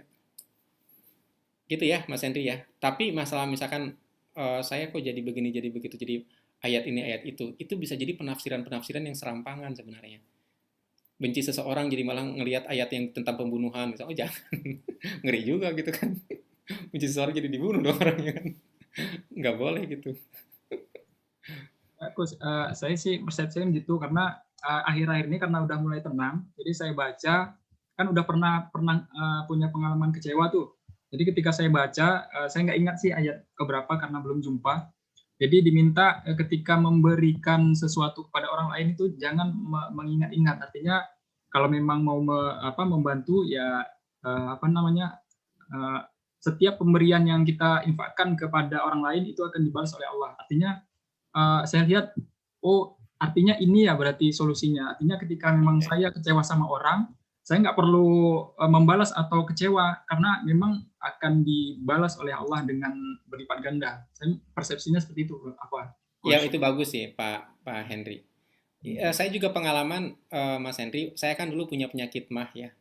Itu sampai kemudian setiap bulan sekali, sebulan sekali itu saya pasti tipes dulu. Jadi tipes, kalau nggak tipes tuh aneh. Kok nggak tipes ya? Saking nggak mungkin, pasti tipes gitu kan. Pasti tipes. Jadi sebulan sekali itu dulu saya tipes tuh. Dari mah itu. Salah satu yang ngobatin saya adalah ketika baca Quran dan artinya. Jadi kayak dialog. Betul kata Mas Henry. Jadi baca Quran tuh kayak dialog. Gitu ya Mas Henry ya? Iya, benar, Kak. Bener kayak dialog. Itu benar. Nggak apa-apa kalau itu ya. Sip. Sebelumnya ada pertanyaan, Ilyas Pak, kemarin Selasa 13 Juli mendapat Al-Baqarah 1 kali, tamat selama 3 hari. Ini sudah berjalan 6 kali, semenjak itu yang istri kok biasa meledak, belum bisa saya kendalikan. Istri kok biasa meledak, ledak-ledak, belum bisa saya kendalikan. Pak Ilyas, Anda nggak mungkin bisa ngendaliin orang. Tujuan baca Al-Baqarah adalah Anda melepaskan kendali Anda pada orang lain. Melepaskan kendali Anda kepada ke orang lain menjadi biarkan Allah yang ngatur. Jadi kita sampai nyaman gitu loh. Kalau seandainya misalkan, kok saya baca Al-Baqarah, istri kok belum bisa dikendalikan, emang niatnya mau ngendaliin istri baca Al-Baqarah itu? Kayak gitu. Nah itu ada yang dikeliru tuh. Apakah ini ujian berkali-kali menapal Al-Baqarah, Pak? Dan apakah sholat taubat harus didirikan setiap malam ya, Pak? Niatnya apa? Maaf, takut salah niat. Oke, jadi baca Al-Baqarah niatnya mendekatkan diri kepada Allah ya. Bukan agar kita bisa ngendaliin orang, enggak. Kayak gitu. Nah, kemudian teman-teman semua, yang udah terjadi, benar, ketika seseorang baca Al-Baqarah, kok pasangannya tambah emosi. Bahkan bukan hanya pasangan, teman-teman semua, bayinya tuh jadi gampang nangis, padahal dulunya enggak. Nah, itu kode dari setan. Please jangan baca Al-Baqarah lagi ya. Kayak gitu. Nah, pertanyaan saya, Anda mau pasrah, menyerah, atau mau lanjut? Nah, ini ujian keimanannya itu apa? Yang benar, yang bisa mengendalikan istri itu siapa? Anda atau Allah? Gitu loh. Sampai kemudian teman-teman semua nanti muncul persepsi-persepsi. Gara-gara baca Al-Baqarah nih, istri jadi begini. Gara-gara baca Al-Baqarah nih, anak jadi gampang nangis. Itu memang sengaja prasangka yang dihembuskan. Itu yang disebut sebenarnya yuwaswisu, kejahatan tersembunyi. Jadi kita tuh nggak nyadar, tahu-tahu ngerti aja. Kita tuh nggak nyadar dengan bisikan-bisikan setan, tapi kita ngerti arahnya ke sana. Ngerti sebenarnya bahwa ini jangan-jangan gara-gara baca Al-Baqarah nih, anakku jadi gampang nangis. Jangan-jangan gara-gara baca Al-Baqarah nih, pasanganku jadi emosian. Kayak gitu. Itu sebenarnya kode dari setan agar Anda berhenti baca. Jadi saran saya lanjutkan aja. Terus salat taubat itu harus didirikan setiap malam, Pak. Taubat itu teman-teman semua, kalau versi saya dalam hal terapi itu bukan salat taubat sebenarnya. Walaupun kalau Anda mau pakai salat taubat juga silahkan. Nah, masalah aturannya itu ikutin agama aja ya, fikih ya. Saya udah nggak bisa ngatur tuh, itu fikihnya gimana. Dan saya mohon maaf, saya tidak menguasai fikihnya. Kalau salat taubat ya. Walaupun sholat taubat bisa juga setiap malam. Niatnya apa? Niatnya taubat. Kenapa kok sholat taubat setiap malam, Pak? Lah kan setiap hari kita berdosa. Kayak gitu ya. Konteksnya ke sana. Kenapa orang sholat taubatnya setiap malam? Agar ketika dia bangun tidur, mohon maaf, nggak bisa bangun-bangun lagi, minimal dia udah bertaubat. Maksudnya ke situ. Oke, tapi dalam konteks saya, teman-teman semua, yang disebut taubat itu adalah Anda membayangkan satu persatu. Jadi Anda bikin tulisan dulu. Tulisan Anda bersalahnya kepada siapa aja. Ingat, teman-teman semua, kita kadang punya rasa penyesalan tapi dipendam.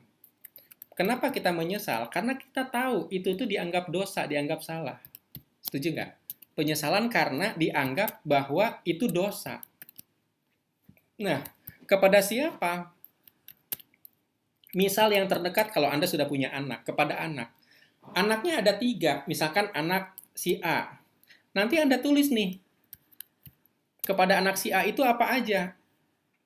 Misalkan anak paling besar.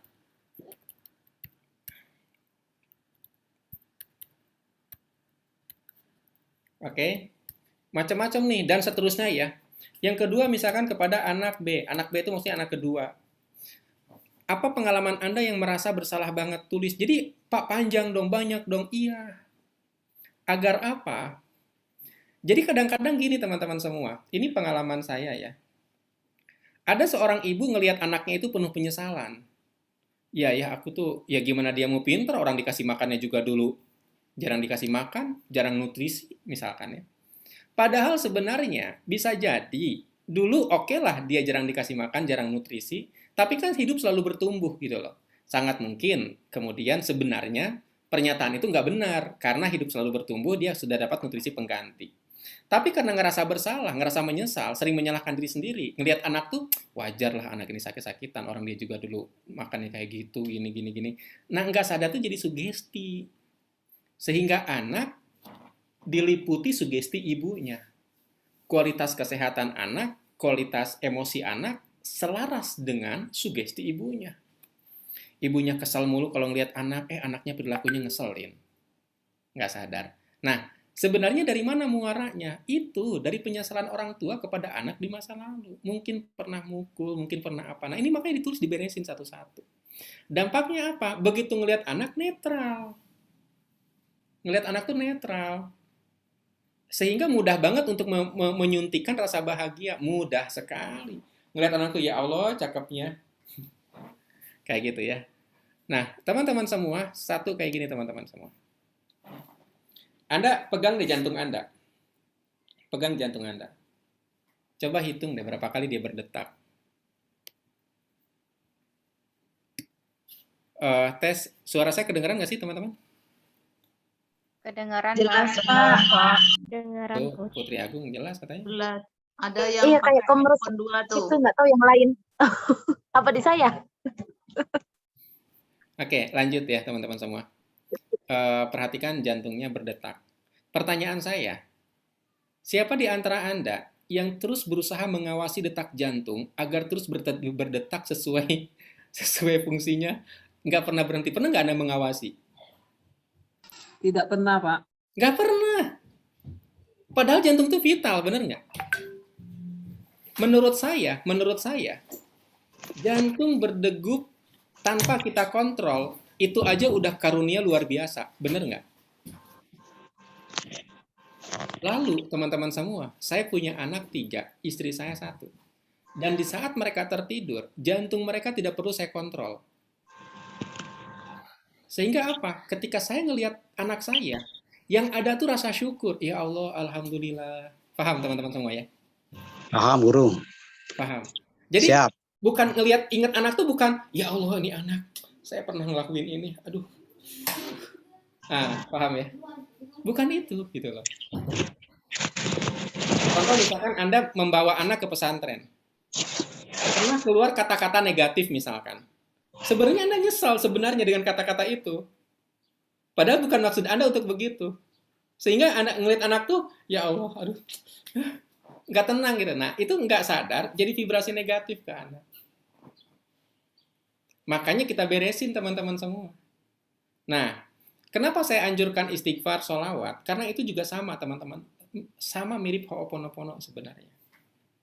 Nah, bagi keyakinan Islam, ketika Anda baca istighfar, baca sholawat, kan jadi pahala. Setuju nggak teman-teman semua? Kayak gitu ya. Nggak ada yang rugi orang banyak-banyak istighfar. Nggak ada yang rugi. Pak, kalau gitu saya jadinya seumur hidup Pak bisa-bisa pas istighfar terus. Bagus. Bagus. Setuju nggak teman-teman semua? Bagus gitu kan. Gitu ya. Jadi arahnya ke sana ya. Jadi yang saya maksud dengan taubat itu adalah melepas rasa bersalah kita sebenarnya. Mungkin kita pernah ngerasa bersalah, tapi karena rasa bersalah itu nggak nyaman, dihibur. Ya namanya juga lah anak udah gede ini. Namanya juga lah orang tua, wajar lah. Namanya juga apapun. Nggak sadar itu sugesti-sugesti negatif sebenarnya ya. Oke. Sampai sini teman-teman semua difahami ya tentang taubat. Saya ngecek dulu di chatting-chattingan Anda. Ketika saya mulai meniatkan terapi, pengalaman yang ingin saya lupakan jadi teringat kembali, dan itu membuat saya terus menangis. Bagus. Tuh kan? Ketika saya meniatkan terapi, pengalaman yang ingin saya lupakan teringat kembali. Ketika saya ingin membersihkan sampah, maka sampah-sampah yang disembunyikan keluar semua. Paham teman-teman semua? Paham ya? Karena ketika Anda berniat terapi, Anda berniat membersihkan, maka seluruh kotoran dari relung hati paling dalam dikeluarkan. Karena Anda niatnya membersihkan. Pak, bagaimana cara supaya saya tidak ingat lagi? hapus niat terapinya. Hapus niat terapinya. Nanti pikiran akan nutup lagi. Tapi jadinya menjadi justru malah mewarnai hidup Anda. Jika ada konflik batin, misal anak ditegur dibanding-bandingkan ortunya, tapi sudah melampiaskan misal dengan menangis dan lain-lain, apakah juga itu jadi luka batin? Ini, jika ada konflik batin, misal anak ditegur dibanding-bandingkan ortunya, tapi sudah melampiaskan misal dengan menangis dan lain-lain, apakah itu juga jadi luka batin? Luka batin siapa nih? Luka batin anak. Kalau luka batin anak, iya. Oke, luka batin anak itu iya. Menangis itu melampiaskan, itu adalah emosi. Setelah itu, anak akan bikin keyakinan-keyakinan baru. Akan bikin keyakinan-keyakinan baru. Ini. Peristiwanya dibanding-bandingkan. Perasaannya sedih, sehingga menangis. Persepsinya apa? Emang aku tidak berharga. Keputusannya apa? Gagal mulu. Keputusannya apa? Dia harus kerja keras. Hasilnya apa? Gagal mulu. Kenapa? Karena bawa perasaan tidak berharga. Efek dibanding-bandingkan. Urutan Ho'oponopono sudah baku atau bebas? Nah, Pak Yusuf, ambil yang paling nyaman. Ambil paling nyaman. Kalau saya tahu dari awal, aku mengasihimu, aku menyesal, maafkan aku, terima kasih. Dan di saya efektif. Saya tidak ingin mengganti dengan yang lain. Paham? Misal, Anda taunya, aku menyesal, maafkan aku, terima kasih, misalkan ya. Anda taunya itu. Taunya urutannya berbeda. Bahkan Anda taunya bahasa Inggris. Saran saya ambil yang paling nyaman, yang paling efektif menurut Anda. Sama kayak istighfar. Pak, saya mah istighfar nggak mempan, Pak. Kenapa? Nggak nyaman. Oh, mungkin Anda nggak paham gitu kan. Sangat mungkin. Nggak masalah. Ganti dengan yang lain. Bahkan saya, teman-teman semua, itu tidak hanya pakai istighfar sholawat, saya pun pakai zikir-zikir yang lain. Kayak gitu. Sekali lagi, kenyamanan. Kan intinya merilis. Setuju nggak? Emosi negatifnya rilis ya. Intinya ke sana ya.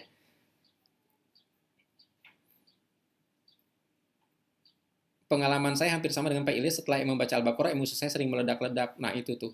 Itu disuruh sama setan untuk, udahlah kamu jangan baca Al-Baqarah lagi. Kurang lebih kayak gitu. Jadi pilihannya adalah berhenti atau lanjutkan. Pengalaman awal terapi Al-Baqarah, saya juga mengalami mimpi setiap malam. Di mimpi tokohnya orang yang memiliki sangkutan emosi dengan saya. Saya teruskan saja lanjut baca Al-Baqarah sampai 7 kali putaran sampai benar-benar nyaman. Tidak saya analisis apa arti dari mimpi itu. Ketika baca Al-Baqarah tapi dibantu aplikasi agar baca Al-Quran, agar bacanya lancar dan tidak salah, apakah boleh? Silahkan. Oke. Gitu teman-teman semua ya. Kemudian ada apa lagi nih pertanyaannya ya? Oke, nggak ada pertanyaan lagi ternyata. Baik. Lanjut teman-teman semua. Nah, teman-teman semua, repotnya kita loh ya. Ketika kita merasa bahwa saya harus segera beres. Nah, pernah nggak di antara Anda ketika melakukan terapi, saya harus segera beres, Pak. Ini kapan beresnya? Pernah nggak? Ada nggak? Pernah nggak kayak gitu? Coba. Iya, Pak. Benar. Pernah ya? Ada. Oke. Teman-teman semua, kapan seseorang merasa harus segera beres? Perhatikan. Menurut Anda, kapan seseorang merasa harus segera beres? Adalah ketika dia merasa terancam atau tidak aman. Benar nggak? Karena dia merasa ada ancaman atau merasa tidak aman. Ini kapan sih aku amannya? Terapi lagi. Sementara kebutuhanku banyak nih. Uang yang harus aku hasilkan banyak nih. Ini kapan aku bisa afirmasi? Pernah nggak kayak gitu? Pernah, saudara-saudara? Sering. Pernah, Pak. Kayak gitu. Soalnya orang yang saya tunggu jawab, nggak jawab-jawab. Pernah. Iya. Nah, teman-teman semua, saya pengen ngasih tahu kepada Anda, terapi sama dengan afirmasi. Sebenarnya. Pertanyaannya, kenapa kok ada persepsi harus segera beres karena merasa terancam atau tidak aman? Sebab merasa Tuhan tidak bantu atau jauh dari Tuhan. Ini pun prasangka setan lagi agar Anda menghentikan terapi. Benar nggak? Coba cek deh. Kalau Anda dalam proses mensucikan diri, berarti kan Anda sebenarnya dalam perjalanan menuju ke Tuhan. Benar nggak teman-teman semua? Dan kata Allah, janji Allah, ketika seseorang mendekat kepadaku dengan cara berjalan, maka aku akan mendekat kepada dia dengan cara berlari. Pernah ingat hadis itu teman-teman semua? Iya, benar, Pak. Kayak gitu. Betul. Tapi kemudian si setan kan nggak mau Anda dekat dengan Tuhan. Makanya dikasih paradigma, dikasih semacam bisikan. Anda nggak ngerti bisikannya, tapi Anda paham bahwa Tuhan mah tidak bantu, jauh dari Tuhan, merasa terancam, tidak aman. Nih, aku siapa yang akan menjaga hidup aku kalau aku begini terus, benar nggak? Sehingga ini kok belum beres-beres. Supaya apa? Supaya Anda udahan, nggak usah terapi lagi. Jadi perjalanan menuju Tuhan itu dihalangi. Padahal sebenarnya satu langkah Anda melangkah, Tuhan udah konon katanya satu depas, satu hasta. Well, mohon maaf ya, saya juga nggak tahu tuh hitungan-hitungan itu. Tapi kurang lebih setiap perjalanan Anda mendekati kepada Tuhan, maka Tuhan akan semakin mendekat kepada Anda lagi. Benar, saudara-saudara? Kalau sampai begitu, berarti Anda nggak usah nanya dengan ikhtiar Anda. Kenapa? Karena Tuhan sudah menjamin bahwa Tuhan semakin dekat lagi. Oke? Jadi ketika Anda mulai ada prasangka-prasangka, nih kok nggak beres-beres, kembali, ya Allah, saya terima nggak beres-beres ini, perasaan nggak beres-beres ini. Saya ikhlas ya Allah. Istighfar. Sampai sini dipahami teman-teman semua. Jadi poinnya adalah ketika Anda mendekati Tuhan, ada yang tidak ridho Anda dekat dengan Tuhan. Itu poinnya. Oke? Itu poinnya teman-teman semua. Sekali lagi, terapi adalah mengembalikan manusia kepada fitrahnya. Fitrahnya. Manusia diciptakan Tuhan. Kembalikan kepada Tuhan. Oke? Difahami teman-teman? Nah, kemudian teman-teman semua, Anda nggak bisa mempercepat sebuah perputaran roda kehidupan, Anda nggak bisa memperlambatnya, kecuali Allah mengizinkan. Benar nggak? Tapi, Anda bisa mempercepat perjalanan kepada Tuhan.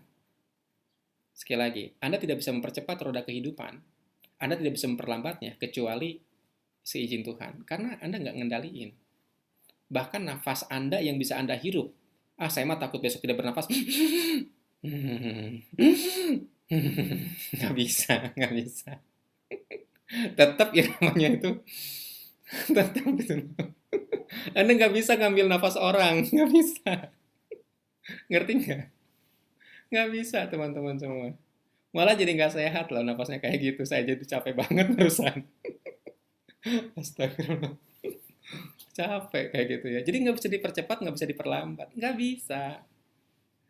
Tapi Anda bisa mempercepat kedekatan Anda dengan Tuhan. Benar, saudara-saudara? Jadi ketika Anda bertanya, Pak, kapan afirmasiku tercapai? Pertanyaannya adalah, kapan Anda merasa dekat dengan Tuhan?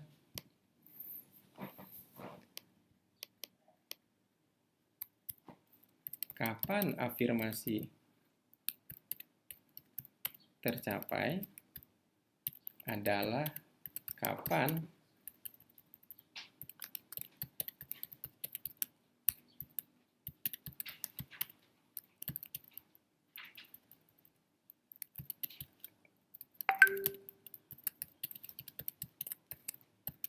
sekarang pertanyaan saya, ketika seseorang baca Al-Baqarah, mungkinkah seseorang menjadi dekat dengan Tuhannya? Merasa dekat dengan Tuhannya?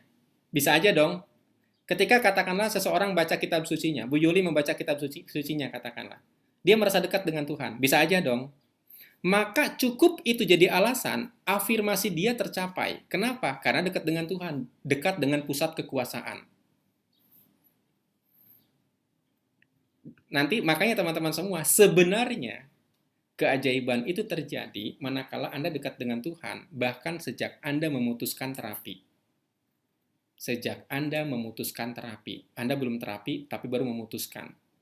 Maka itu sebabnya teman-teman semua, di beberapa grup WhatsApp ada yang bilang, saya ngikutin materi Pak Sofyan yang gratisan, alhamdulillah hidupku berubah. Karena sebenarnya nggak sadar, dia mensucikan dirinya. Dia mendekati Tuhannya. Oke? Lalu, ya kalau udah dekat sama Tuhan, apapun kebutuhan-kebutuhan dia, dikabulkan. Dicukupkan, bukan dikabulkan, dicukupkan. Oke? Benar teman-teman semua? Sekali lagi, dicukupkan. Sampai sini, clear? Ujian terapi adalah konsistensi. Iya emang begitu. Oke, jadi kita belum bahas ganti tantangan ya sejauh ini ya teman-teman semua ya. Oke. Sampai sini nggak ada pertanyaan ya, aman ya? Kalau udah aman, jawab paham gitu. Kalau udah ngerasa paham, oke, aman. Oke. Nah, teman-teman semua, ini spesifik terkait penyakit virus corona. Spesifik terkait virus penyakit corona. Sekali lagi nih, spesifik lagi. Ketika Anda merasa takut, gali terus apa yang ditakutkan, lalu terapi. Oke, ini pesan saya terkait virus corona sekarang. Apa yang ditakutkan? Kadang bukan takut sama virus coronanya. Bagaimana kalau tidak dapat uang karena tidak bisa kerja? Ada yang takut kayak gitu? Karena misalkan Anda bukan pegawai ya, yang tidak dapat gaji. Anda seorang pebisnis atau Anda seorang pedagang, katakanlah punya ruko, rukonya tutup karena gara-gara ini. Ada ketakutan macam ini. Ada ketakutan macam bagaimana kalau tidak dapat uang karena tidak bekerja. Kayak gitu kan, ada ketakutan kayak gini. Maka teman-teman semua, takutnya itu harus digali lagi. Digali lagi. Apa yang ditakutkan?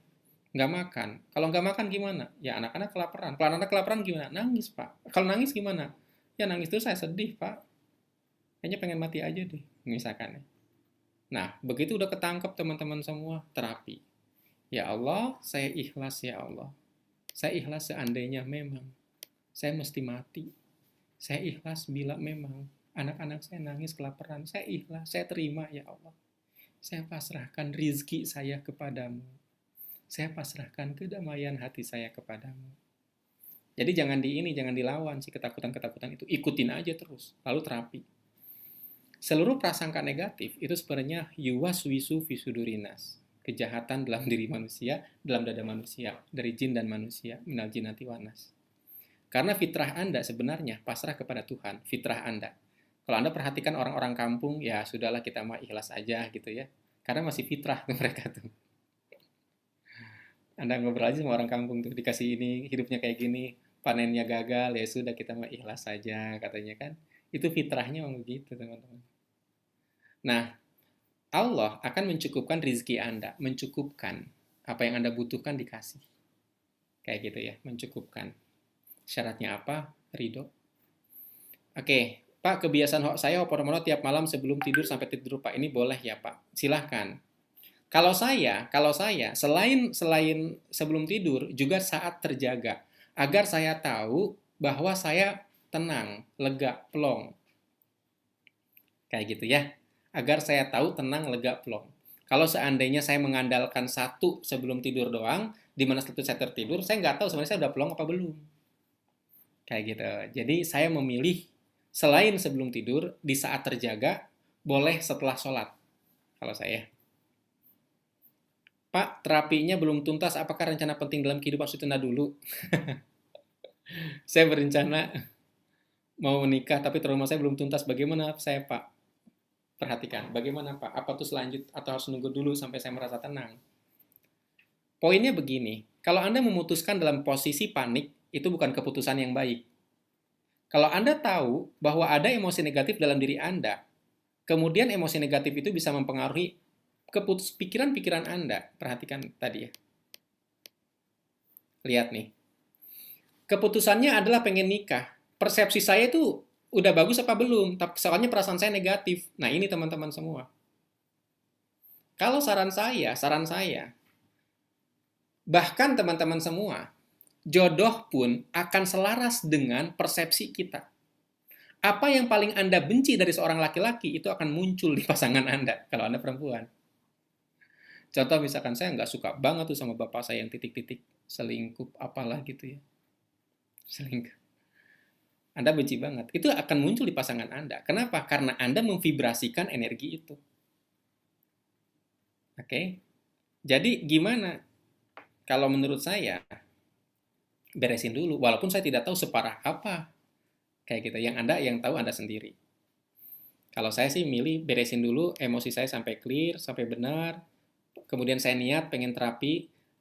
Atau katakanlah bahkan sebelum saya melakukan katakanlah pernikahan ini, saya sudah merumuskan nikah dengan sosok yang seperti ini. Diperjelas dulu. Jangan sampai sosok yang muncul justru sosok yang nggak sadar kita pilih. Yang nggak sadar kita pilih itu apa? Yaitu yang kita benci. Kayak gitu. Oke. Ada lagi teman-teman semua? Beres ya ini ya? Aman? Aman teman-teman? Difahami? Oke. Ini ada pertanyaan semacam ini teman-teman semua. Bagaimana menterapi atau mempengaruhi orang lain? Nah, teman-teman semua, ini pertanyaan muncul ketika Anda sebagai istri pengen mempengaruhi suami. Ketika Anda sebagai suami pengen mempengaruhi istri. Tapi si suami atau istri itu tidak mau ikut program ini. Nah, pernah nggak kayak gitu?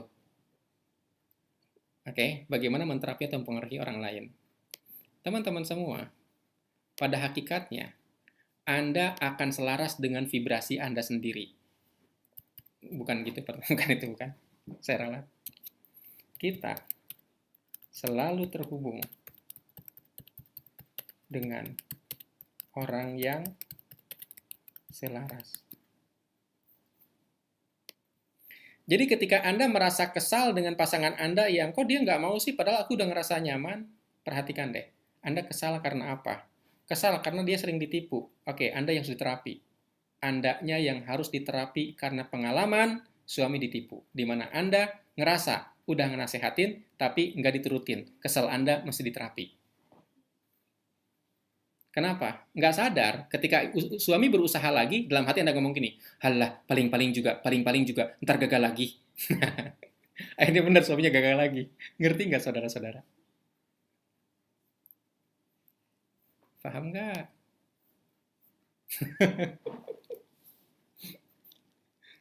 Jadi, sebahagia apa Anda melihat pasangan?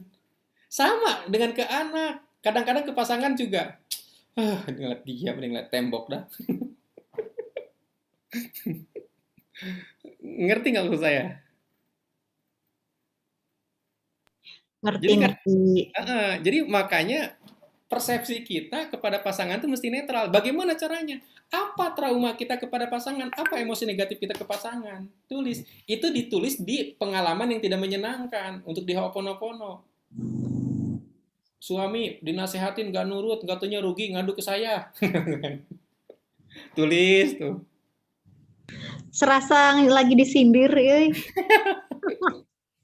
Tapi itu bukan anti doang, yang lain juga begitu.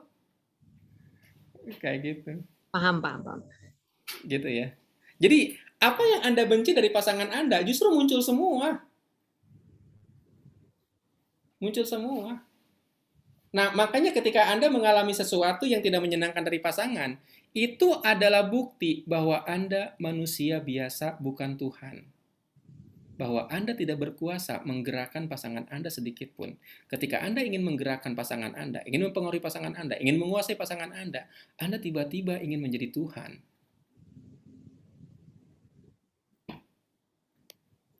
Sekarang saya tanya, suami milik siapa? Allah. Benar. Mestinya memang milik Allah sebenarnya. Bukan milik istrinya. Teorinya bukan. tentang milik Allah. Ayo, milik istrinya apa milik Allah? Allah. Lagi normal Allah. Yakin? Milik Allah apa milik istrinya? Coba tanya lagi ke hati. Allah. Nanti kalau dia melakukan sesuatu yang Allah ridho, saya nggak ridho gimana? Ayo. Sejatinya Ridho, milik ridho, Allah. Ngerti nggak teman-teman? Itu beresin konflik itu. Beresin. Tapi kalau beres nanti dia begitu. Tuh kan. Si Jadi pasal beresnya tanpa syarat ya. Jadi gini, apa yang paling Anda takutkan itu kejadian. Paham nggak? Takut, Pak, suami itu kalau punya duit dia pasti selingkuh. Beresin. Anda juga capek ketika punya suami miskin mulu. Ngerti nggak? Beresin teman-teman semua. Jangan dipendam. Tapi kan Pak lama terapinya ini nggak beres-beres. Pak Sofyan. Ya, saya masih hidup. Ya, Pak. Jadi saya jadi ingat nih Pak, waktu suami belum itu move ke sana, waktu itu degup jantung saya kenceng banget dan memang di pikiran saya, ini sebenarnya dia ketemu siapa nih? Sebenarnya dia punya selingkuhan apa enggak? Nah, pas suami pulang, malamnya saya bilang, Mas, kok aku degup jantungnya cepet ya? Iya, kenapa? Nyangka suami selingkuh. Kok gitu ya? Jadi selaras ya. Saya sampai bilang, yang bilang selingkuh siapa? Emang Mas selingkuh gitu kan? Tapi memang dalam diri saya tuh degup jantung saya itu karena berpikir dia punya perempuan lain gitu. Enggak, pertanyaannya saat itu bener apa enggak? Ya enggak tahu. Kan kekhawatiran saya gitu. Iya. Itu Tapi ada dijawabnya begitu. Jadi riwayat enggak orang-orang terdekat pernah mohon maaf selingkuh? orang terdekat, saya orang tua gitu. Ya. Orang tua mah enggak. Oke. Tapi maksudnya diantaranya kalau sinetron, dengar sinetron atau apa gitu? Enggak suka nonton sinetron, alhamdulillah. Oke. Ya cuma pengalamannya itu aja, papa saya meninggalkan mama gitu waktu hamil 6 bulan.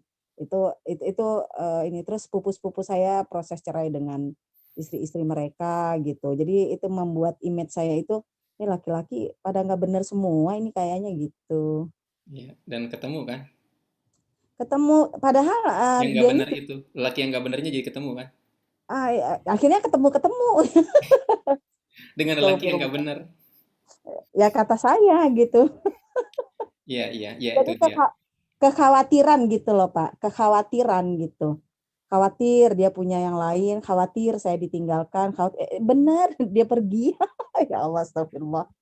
Iya, Gitu. jadi kekhawatiran tadi karena memang pernah menemukan tadi lelaki nggak benar.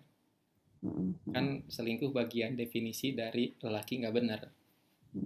Bisa dipahami ya? Semua lelaki nggak benar. Untung Henry nggak ngerasa. Untung saya bukan laki-laki. Astagfirullah. Oke. Kayak gitu. Jadi memang saya juga pernah kan menterapi satu klien, dia bilang lelaki, dia bilang buaya darat gitu kan. Saya tuh pengen ngelanjutin terapi, kesal juga. Laki buaya darat kan gue lelaki gitu kan. Wah, Tapi baperan. nggak apa-apa. Saat itu zaman saya kuliah dulu. Nah, tapi begitu dikelirkan, akhirnya ketemu dengan laki yang benar.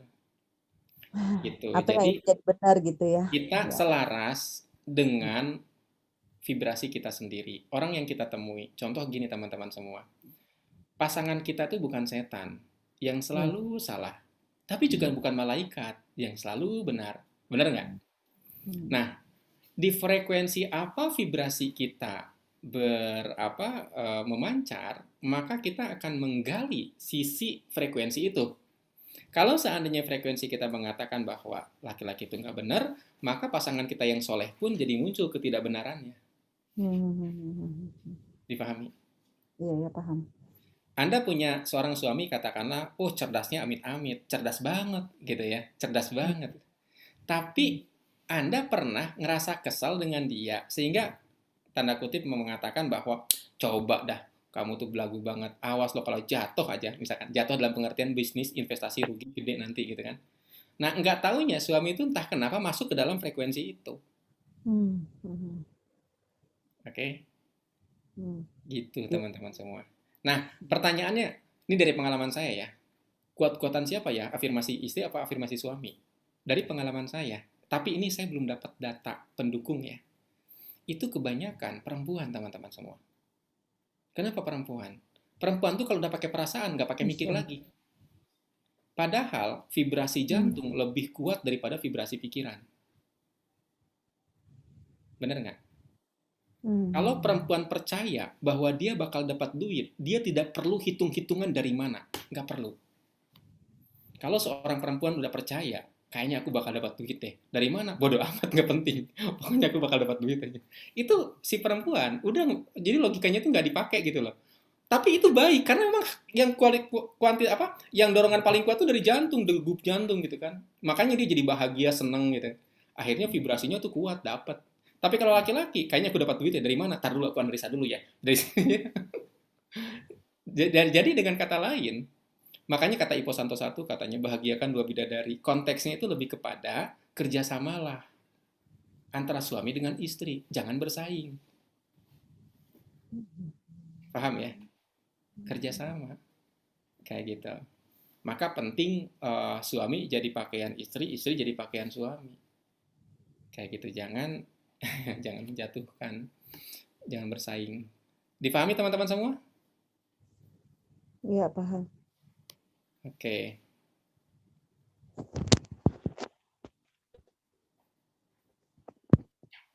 Nah, itu dia Ibu Iis. Oke, suami titipan Allah. Oke, kayak gitu ya teman-teman semua ya. Sampai sini clear saudara-saudara dengan terapi-terapi kita? Oke, jadi saya tegaskan kepada Anda, urutannya adalah Anda baca Al-Baqarah, kemudian taubat. Setelah taubat Anda misalkan, sangat mungkin teman-teman semua pada saat taubat itu, wah apa jadi banyak? Anda jangan ngebayangin banyak dulu. Patokannya teman-teman semua, kalau Anda misalkan, oke, sampai sini kayaknya udah nggak ada deh Pak, misalkan ya, udah ngerasa udah nggak ada, nggak apa-apa. Nanti katakanlah Anda kan setelah Anda taubat itu lanjut ke Ho'oponopono, lalu ternyata Anda ingat lagi pengalaman yang perlu Anda taubati, ya Anda tinggal lakukan aja. Jadi nggak mesti kemudian, tar dulu Pak, sampai total 100%, nggak perlu. Sebatas yang Anda ingat saja ya. Dipahami saudara-saudara? Sebatas yang Anda ingat saja. Atau kalau saya mau ekstrim lagi, sebatas buku kerjanya kalau udah penuh. Jadi nggak perlu dicari-cari lagi Pak Sofyan. Nggak usah nyari-nyari, udah aja. Spontan aja begitu ingat Nah, ditulis begitu gitu baru ya. nanti ke terapi lagi. Poinnya adalah Anda mengerti pola, Anda udah paham pola-pola itu. Kalau misalkan ngerasa bersalah gimana gitu loh. Terus Pak, perlu nggak Pak saya ngedatengin orang yang minta maaf? Ingat, Anda minta tolong sama Allah. Kalau memang memungkinkan datang. Nggak usah minta maaf, kasih hadiah aja misalkan. Minta maafnya belakangan, hadiah dulu. Kasih misalkan motor. Nmax kirim. Oke, kayak gitu ya teman-teman semua ya. Sip. Nah, teman-teman semua, ketika Anda menjalani proses terapi ini, saran saya Anda mendingan jadi orang yang pendiam, jangan jadi orang yang banyak bicara. Kenapa? Karena pada saat Anda melakukan terapi, Anda mendekati kepada Tuhan, prasangka Anda semakin kuat loh, semakin kuat. Ketika Anda mengatakan hal-hal negatif, yang dulunya seminggu butuh waktu sampai terjadinya, ini bisa jadi 1 hari langsung terjadi loh. Saya peringatkan. Henry, hati-hati kalau bicara ya. Bukan berarti Henry ngomongnya nggak bicara, nggak baik, nggak. Tapi Anda memperingatkan, ketika Henry misalkan udah baca Al-Baqarah berulang-ulang, itu sugestibilitasnya luar biasa. Oke? Apa yang diomongin itu kejadian. Makanya mendingan ngomong yang baik atau diam. Anda pengen ngomentarin status orang, hati-hati. Oke, hati-hati, mendingan hapus lagi. Saya tuh sampai bikin ada temen ya, dia bikin status, yalah temen kuliah zaman dulu teman-teman semua ya, jadi udah biasa. Saya tuh ngomentarin, saya hapus lagi. Kayaknya nggak penting deh ini. Kayak gitu, hapus lagi. Akhirnya saya pendiam di grup tuh jadinya, nggak pernah komen. Kayak gitu ya. Kecuali ya kalau ada yang meninggal didoain, ya itu juga doain. Kecuali itu doang. Oke, teman-teman semua, sebab ingat sekali lagi sugestibilitas. Mbak Opi itu dia Novi. Ya. Jadi ada orang yang sebelum terapi itu memang sugestibilitasnya udah tinggi, gampang disugesti. Ciri-ciri gampang disugesti ketika misalkan dia sebenarnya ada tekniknya ya. Tangan ada lem, coba angkat, kuat banget, itu orang udah tersugesti. Setelah diterapi itu sugestibilitasnya lebih kuat lagi, sehingga kalau mikir pun jangankan ngomong, mikir pun hati-hati. Jadi ketika misalkan ngelihat suami nggak nyaman, ngelihat anak nggak nyaman, ingat orang tua nggak nyaman, udah Anda istighfar berulang-ulang. Oke? Siap, Pak. Baik, teman-teman semua, sampai di sini perjumpaan kita. Nggak terasa kan? Anda betah sekali. Baguslah. Oke. Nggak ada pertanyaan kan? Pak, kemarin kami nikah dulu, baru pacaran, kekurangannya baru ketahuan saya nih, Pak. Ini baru semua kekurangan istri, saya hoponopono ya. Pertama, syukuri dulu, Pak Ilyas nikah dulu, baru pacaran, syukuri. Oke, syukuri kenapa terhindar dari dosa yang tidak perlu. Nah, sekarang kemudian dapat kekurangannya seperti apa? Nah, ini silahkan di hoponopono betul ya. Walaupun sebenarnya teman-teman semua, kan pasangan itu adalah, Anda mesti tahu ya, bahwa nggak semata-mata Allah menjodohkan dengan seseorang, kecuali memang sebenarnya orang itu bisa menjadi pakaian kita, sebenarnya. Nah, apa dong yang membuat kita tidak nyaman? Karena kita nggak ridho, itu doang. Cobalah kalau ridho, dia benar-benar bisa jadi pakaian kita. Oke? Jadi Pak Ilyas sebelum terapi, pertanyaannya, ridho nggak dengan kelemahannya? Gitu aja dulu. Ridho nggak? Kayak gitu. Karena sejujurnya, nggak Pak, saya nggak ridho. Kata pasangan tuh, Pak Sofyan, aku juga nggak ridho sama dia. Ya kita juga bukan malaikat gitu loh. Dikira saya nggak punya kekurangan, punya. Terus istri punya kekurangan, punya gitu kan. Tapi kan saling diam-diaman, jangan dibahas kekurangannya. Kayak gitu ya. Sip, teman-teman semua. Enak jam segini Pak kuliah online-nya. Sebenarnya kuliah online itu kalau saya sih kenapa pagi-pagi itu masih fresh teman-teman semua. Energi saya tuh masih ini, pikiran saya tuh masih ini. Jadi lebih kepada sayanya ngasih yang terbaik buat Anda. Itu pagi-pagi. Oke. Kalau udah siang, tadi saya udah terkontaminasi sama pihak sekolah tuh. Jadi pikirannya tuh udah kemana-mana. Kayak gitu ya. Pagi masih ngantor. Oh iya ya. Oke, kayaknya lebih nyerap ilmunya kan lebih santai. Pagi belum bangun, Pak, kalau jam 7 tadi. Enggak, jam 9 biasanya kami. Oh iya. Baik, oke teman-teman semua, terima kasih atas partisipasi Anda. Kalau seandainya ada yang salah, itu murni dari saya pribadi. Kalau ada yang benar, itu dari Allah semata. Jangan pernah bilang bahwa ini ilmu Sofyan, ini ilmu Allah. Oke, terima kasih. Saya cukupkan sampai di sini. Assalamualaikum warahmatullahi wabarakatuh. Waalaikumsalam warahmatullahi wabarakatuh. Waalaikumsalam. Terima kasih. Terima kasih Pak Sofyan, teman-teman. Terima kasih Pak Sofyan ilmunya. Terima kasih Pak Sofyan. Izin untuk forum ya.